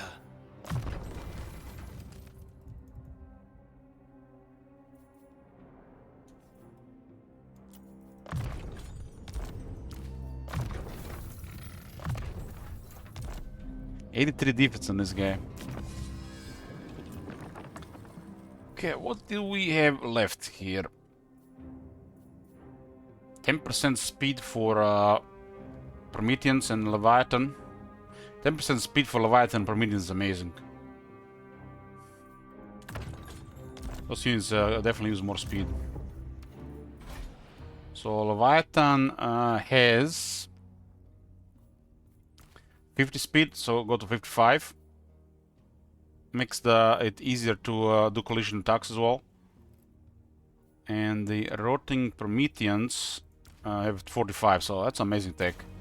I mean, this unit needs speed more than anything, really. It's always so tough.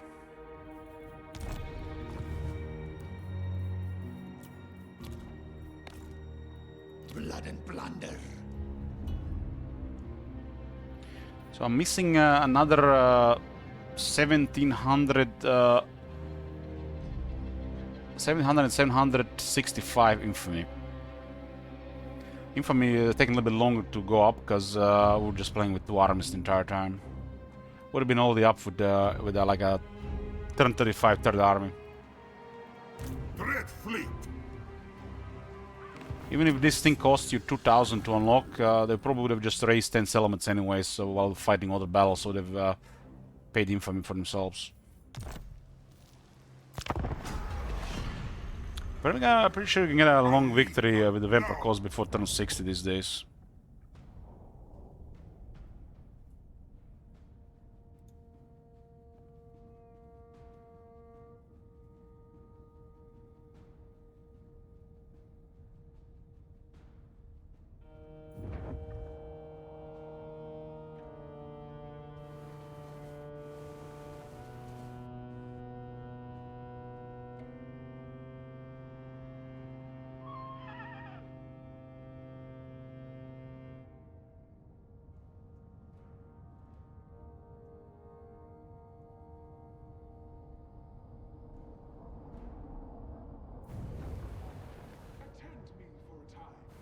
This time the Grand Kate was okay, until we arrived. Now they're trying to recover.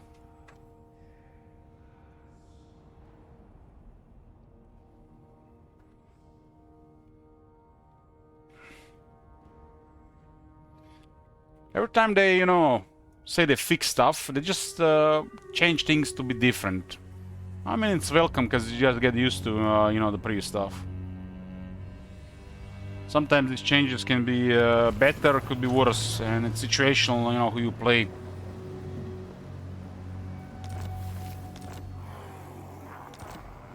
Ready the lever.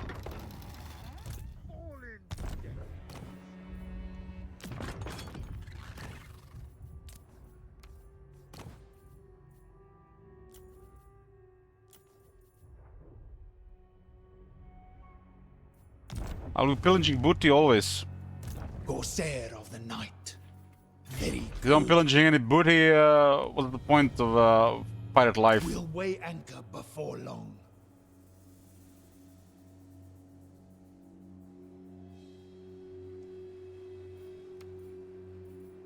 My compass agrees.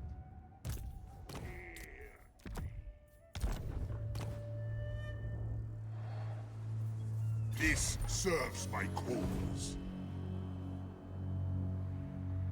Bring ruin. Give me a buff now, I don't want to battle.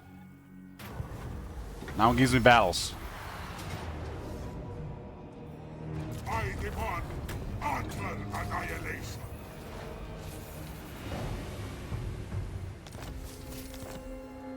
Flotilla. Archon is still up. Damned. Raise anchor. 2 capitals in this area.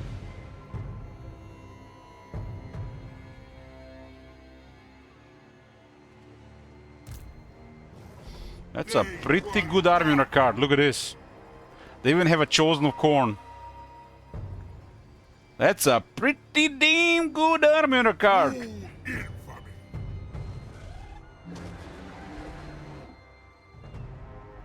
The sea brings death. So this is a Rakard's army, and this is a Fallen deckhands. awakened army. So many guns. Caligan's graveyard. The Dark Commodore.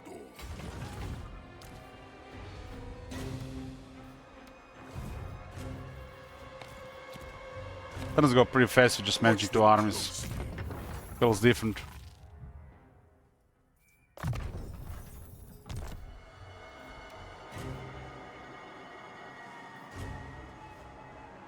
Domination. Kill or be killed. You are a long way from your waters, freebooter. The world, everywhere in the world is my waters.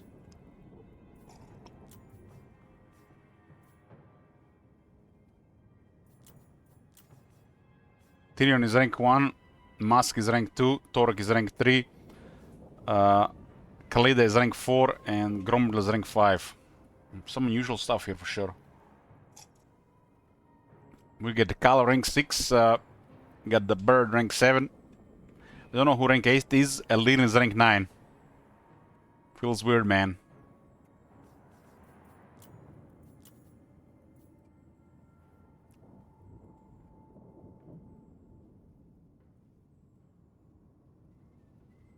Hylos doing pretty well because ignored Ulton early. Look at this. Corn watches. Challenges of Corn Arable, they got 23 settlements, but they've lost the entire military recently. So they are in a problem right now. They haven't started proper recruitment. I started noticing these things as the campaign progresses. Their recruitment abilities just go worse. Like I guys remember in the Beshiva campaign in vanilla, the Kala recruited 2 crazy Arabs in 4 turns. And then I have Rexile later, and his recruitment was like, he had like so many places to recruit, and was nothing happening for a while. It's like 6 to 10 turns had to pass before he made like 3 armies. He could have recruited so many armies in such a short time, considering his size. It's almost seems like the bigger they get, the slower it is for them to restore military. And it seems to be also a thing after a campaign progresses to a certain point. You think if they're really big, they would have recruited entire their military in a couple of turns because they have so many provinces. Because the AI, remember guys, they build up their provinces for recruitment, every single province. So why they don't use it?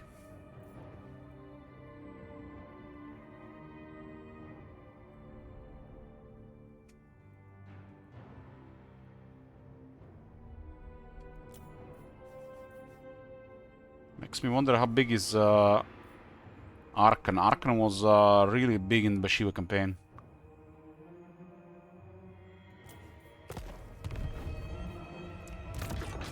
On deck.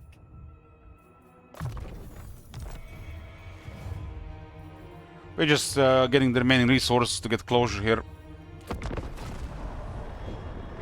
Death comes to those who trespass into my meat. Gotta say, this campaign was a lot of fun on the first 2 days. The moment there was a crown going around, kind of lost it. Crown is kind of boring. I don't like crown. I mean, you think you would get like exciting getting a rampage, but it's boring. Not a fan of the crown, to be honest. It just, the game is too easy to use something like crown, and it's like in a bad way. It's like you already has tools to dominate. The crown is just like, it's a fun killer, yeah.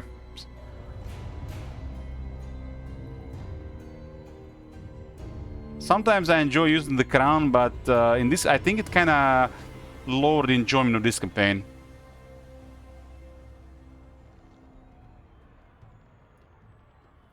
Those 2 first days of this campaign were a lot of fun. I think you can have definitely a lot of fun with Emperor Coast. Some house rules on top. We can definitely cook something.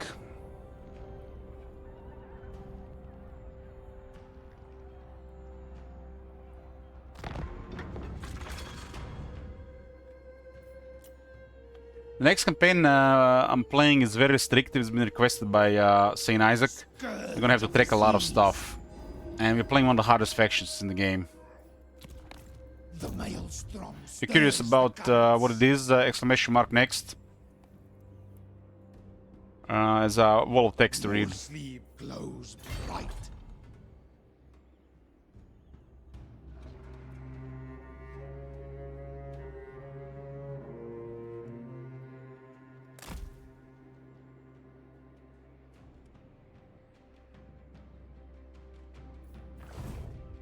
All set. Yes, at once. I'm expecting a difficult campaign there, bro. I would not be surprised if we get overwhelmed. There's still some room for diplomacy, but there's so many variables in that game. Not having range capabilities, it's kind of rough. She starts with the 2 most powerful ground carte range units.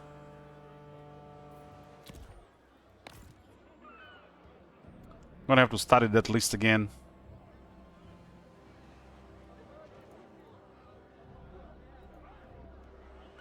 Page not found. What?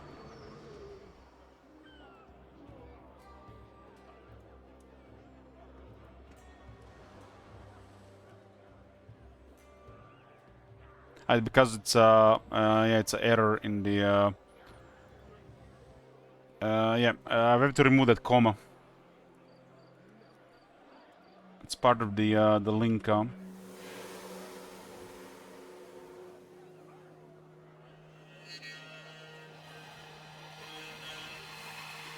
The hardest thing about that campaign is going to be the. I mean, Miao Ying starts with dragon, celestial dragon crossbows, right? And she starts with a sky junk. Those are really powerful units to begin the campaign with. Without those 2 units, it'll be way more difficult. So this is probably going to be the most curious part of the campaign.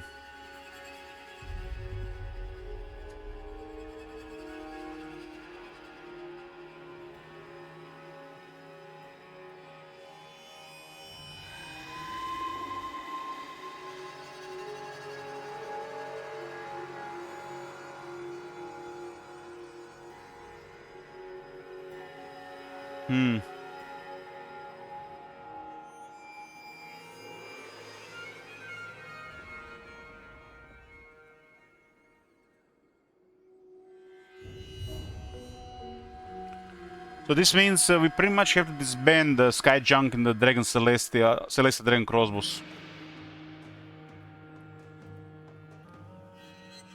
Those 2 are incredibly powerful starting units. Without those 2 units, it can go really bad. So this is probably going to be definitely the most curious part of the campaign. The saving grace is Taoyan. But I cannot use Taoyan with Miao Ying.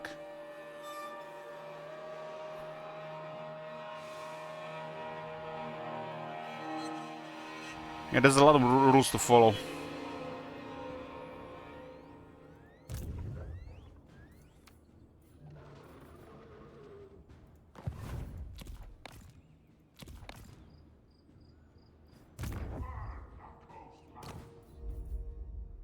Nothing shall stop me.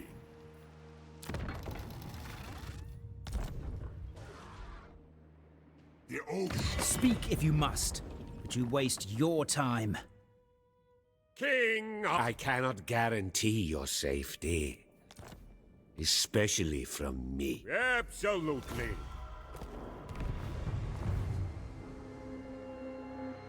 Count Noctilus reigns. Oh, Teclis having a cozy time here. Shame something happened. Show them real fear. I want death and destruction. Just like this. City destroyed. I am waiting. Not too much damage against that garrison, really.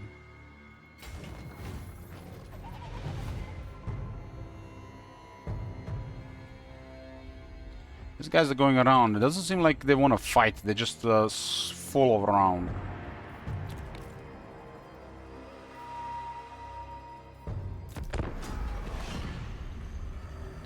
I still haven't fixed when the crown goes away the icon that you on of the crown.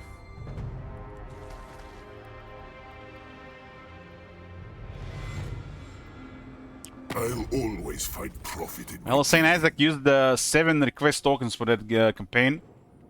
If it's under 50 hours, it gets 2 back.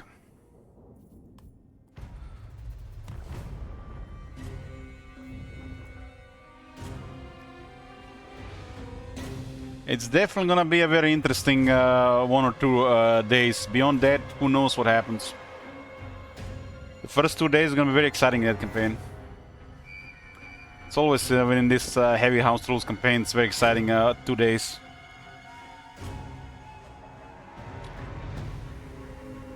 The problem is the Sile and the Eshin are too overwhelming if you don't handle your stuff in time.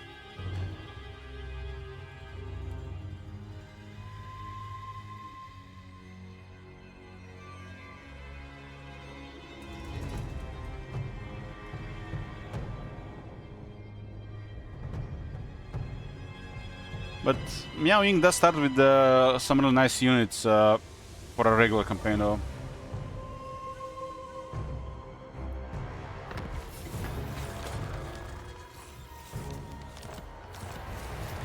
Full sail ahead, plus 20 movement for 10 turns. Does anyone know someone that alpha tests 40k Warhammer? Even if they do, they can't say these things.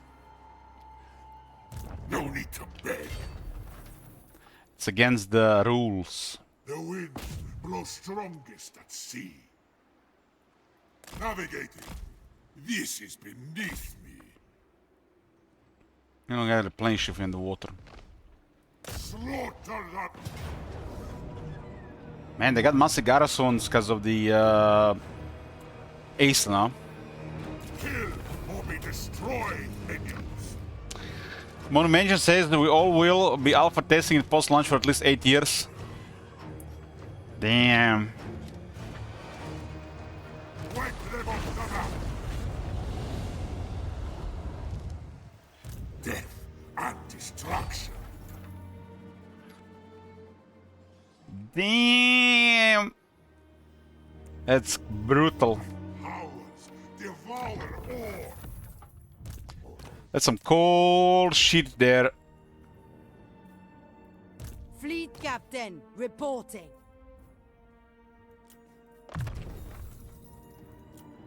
Well, CA created this cold shit, so it is what it is. last we will feast. Okay. Got banned from Sea Content Creator Program. I'm not even sure who that is. Kill and kill again. Time for battle. Time to feed.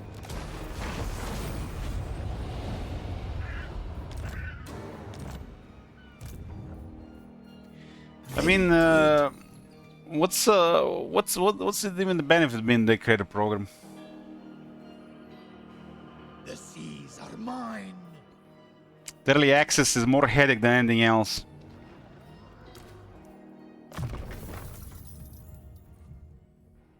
Maybe he's the said because no Warhammer 4000. I guess I see.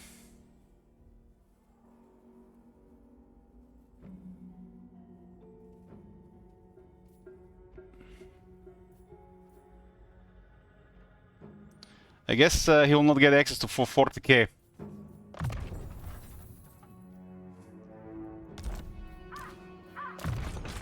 At this point, Warhammer 3 is like... sure. But if you want to get 40k, I guess it makes sense.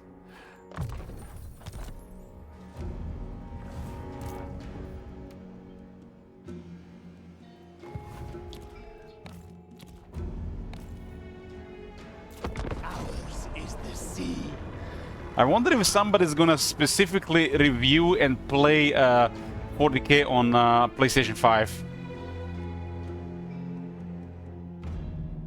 There's probably gonna be channels like that. Specifically play it and review it on the PS5.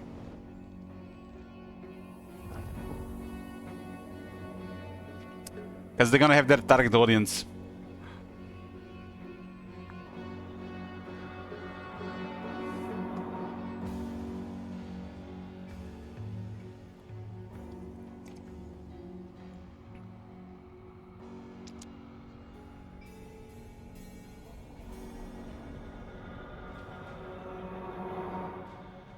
Going to buy a PS5 just reviewed. I got a PS5.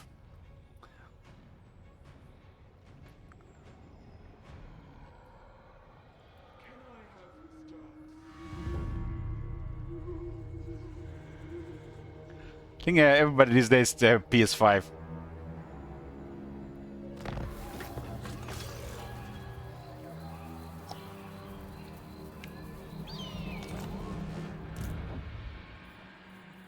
I'll relay the order.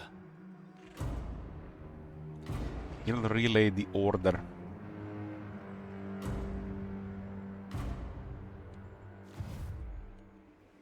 All will serve.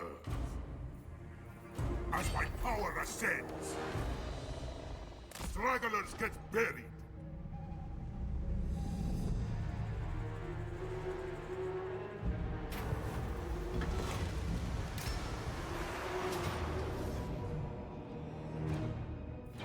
Well, as long as they're not releasing any exclusive Booba games, I'm good.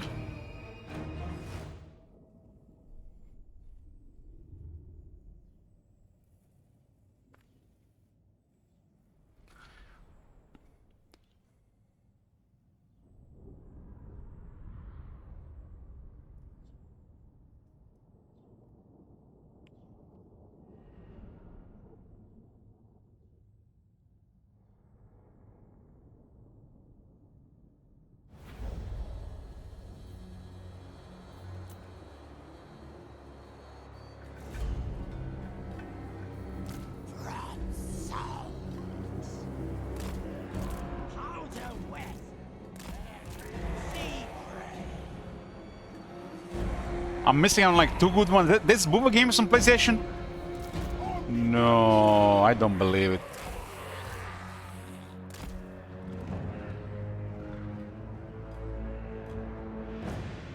Let it begin! Gunnery mob!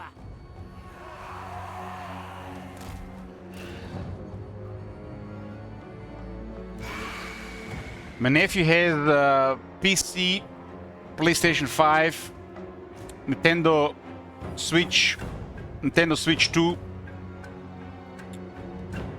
and he still spends most of his time on his phone.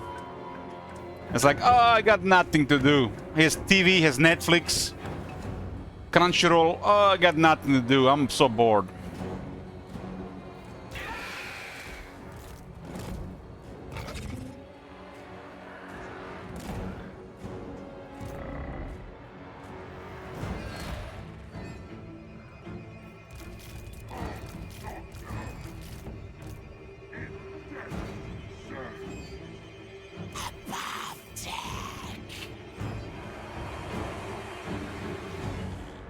I wonder if this PC gets wrecked in the before I this figure out what's going on. I'm having current issues with the PC.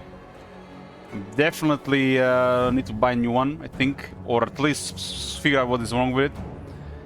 I wonder what I could stream on PS5.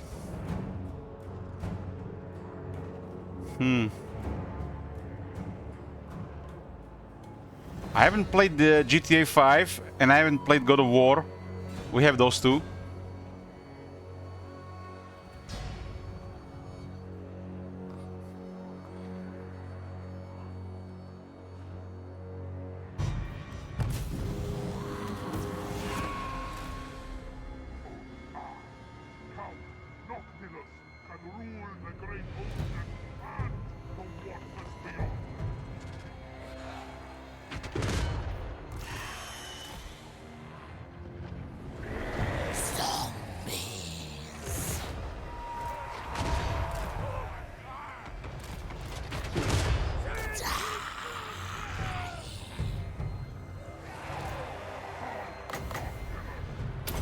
We're focusing a unit with a range stuff. Slows go a long way.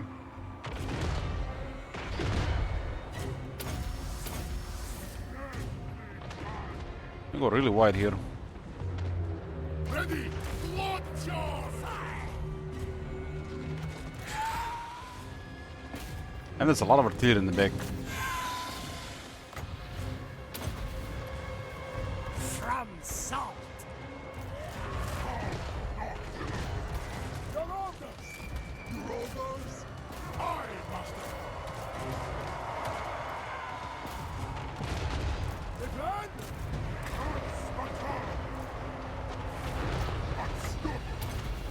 Zombies.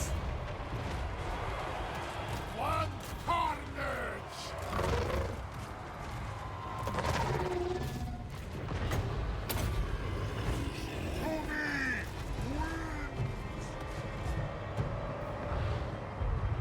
Inevitable death! Gunnery right. And the cannons obliterate those two. Good. Let it begin! Undead. Halt, Noctilus! Deathly swift! Maelstrom! Power! Terror! Unleashed! Above deck. Show us! Shambles on. Giant!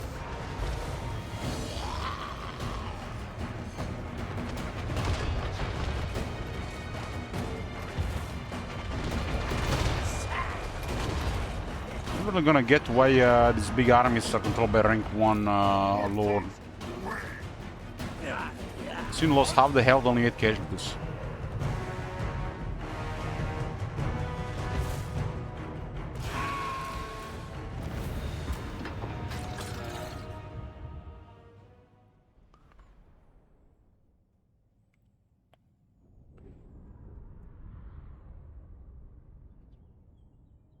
Carronades definitely feel good in the late game. Just feels so good wrecking a large unit from afar.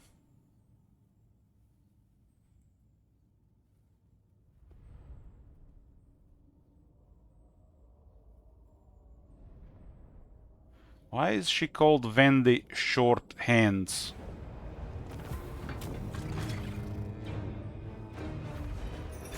You shall be doomed to serve.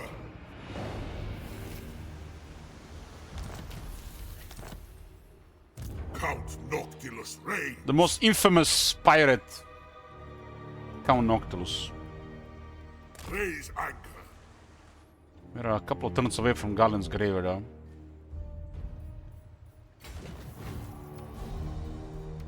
A lethal blow. We traveled quite a bit around the world Pick your guts. and got a long victory on turn 75. Fair wind. Still a little bit fast.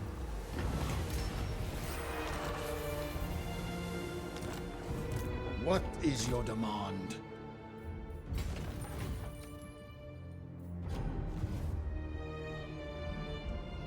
We went all the way around here. Was felt like, I don't know, it felt off and felt good at the same time going this place where Noctilus would usually go.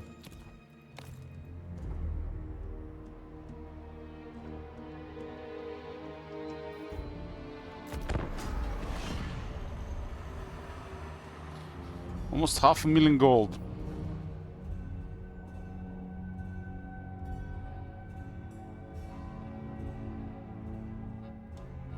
I think for Vampire Coast the base goals are to destroy strong factions. So I think a good Vampire Coast campaign would be to destroy whoever is the strongest discovered around turn 20, 40 and I guess 30, 60 and 90. They have a little bit longer campaign. Make it a little bit more interesting to see battling a variety of factions. Since they have so much freedom, I think that will be a good thing. Whoever is the strongest at turn 30, you gotta destroy, and then on turn 60, and then on turn 90, if we wanna get a long campaign. Because you can really build up some serious military for each one of those turns.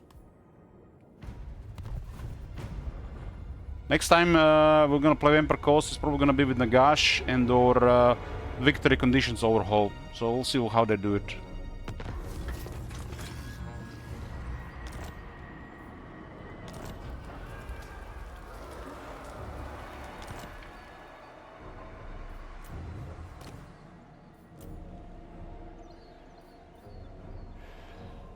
So you have to have 25,000 for 24,000. Attend me. Navigate.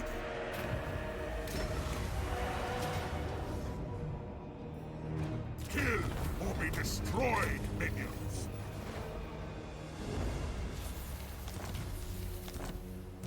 Ruthless. We march later.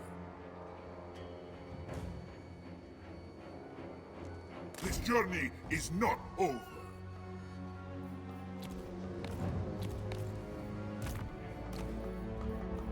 My compass agrees. Wait for better tides. Reap and sow. We'll weigh anchor before long. I'm your dude, Cullen. Krogar Mundi.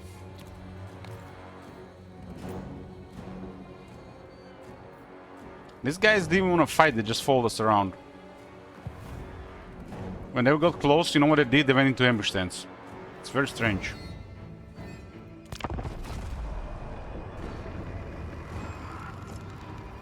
Am I gonna go play Witcher 3 expansion? Probably no.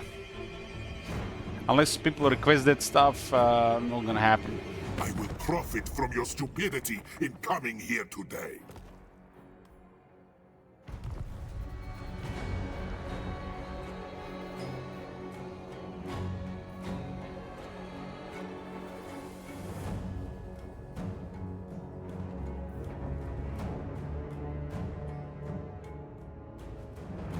Both Iron Dragon and Storm Dragon are alive and okay in this campaign.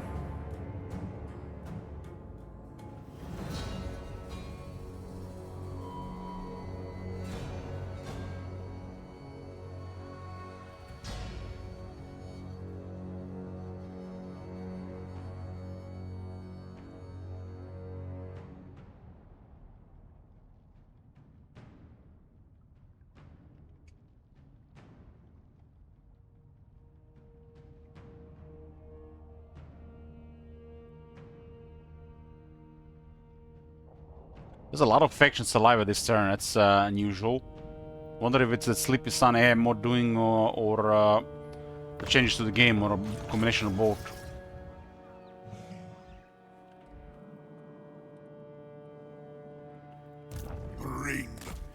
More than usual factions alive at this point. Show them real fear.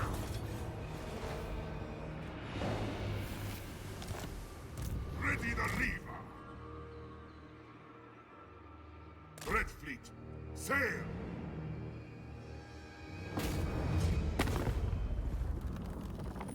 Pray. Bring them death. Bretonnians living in under the slash corruption. Why is there slash corruption here? I guess the Musk is here. I demand utter annihilation. Death and destruction. Yes, master. Plain sailing. Until more sleeves died. Next time.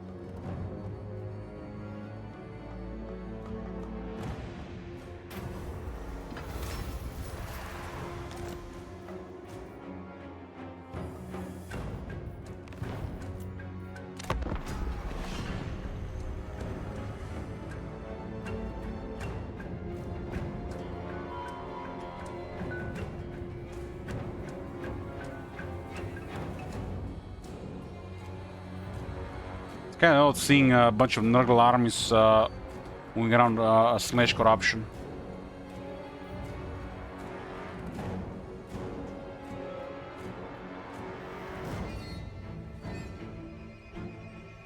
The Kala and Kugad are bothering Kat in the south.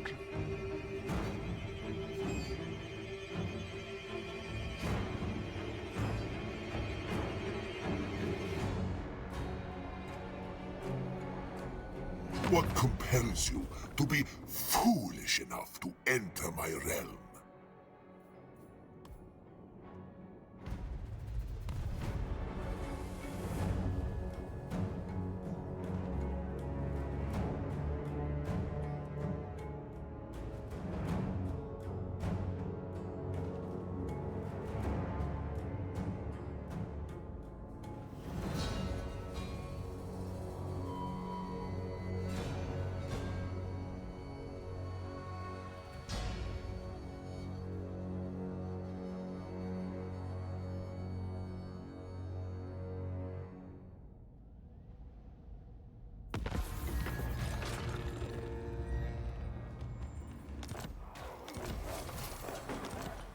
Corsair of the night.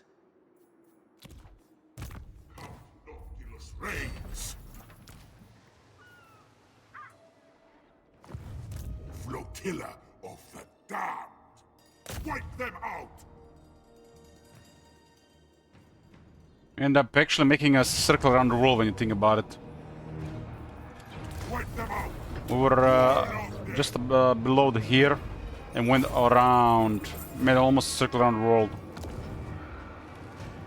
I want death and destruction. Achievements! No pop-up. They were nothing. Playing as the Vampire Coast win a single player campaign. Only 2.8% of players have this achievement. Playing as the Vampire Coast win a single player campaign on very hard or legendary difficulty. Only 1.8% of players have this achievement. Wow. Well, this is it, boys. Long victory achieved. Had some fun with the Emperor Coast. The campaign was a lot of fun the first 2 days. I think the crown kinda ruined the fun after that, I have to say. But this roaming and horde gameplay also has its issues, because nobody's focusing you and you're doing whatever you want. Ever since the player focus got removed, nobody's trying to destroy hordes. Dreadfleet 2 is finished. We got next Miao Ying special requested by Saint Isaac.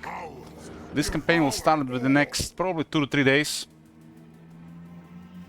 Probably on Tuesday or Wednesday.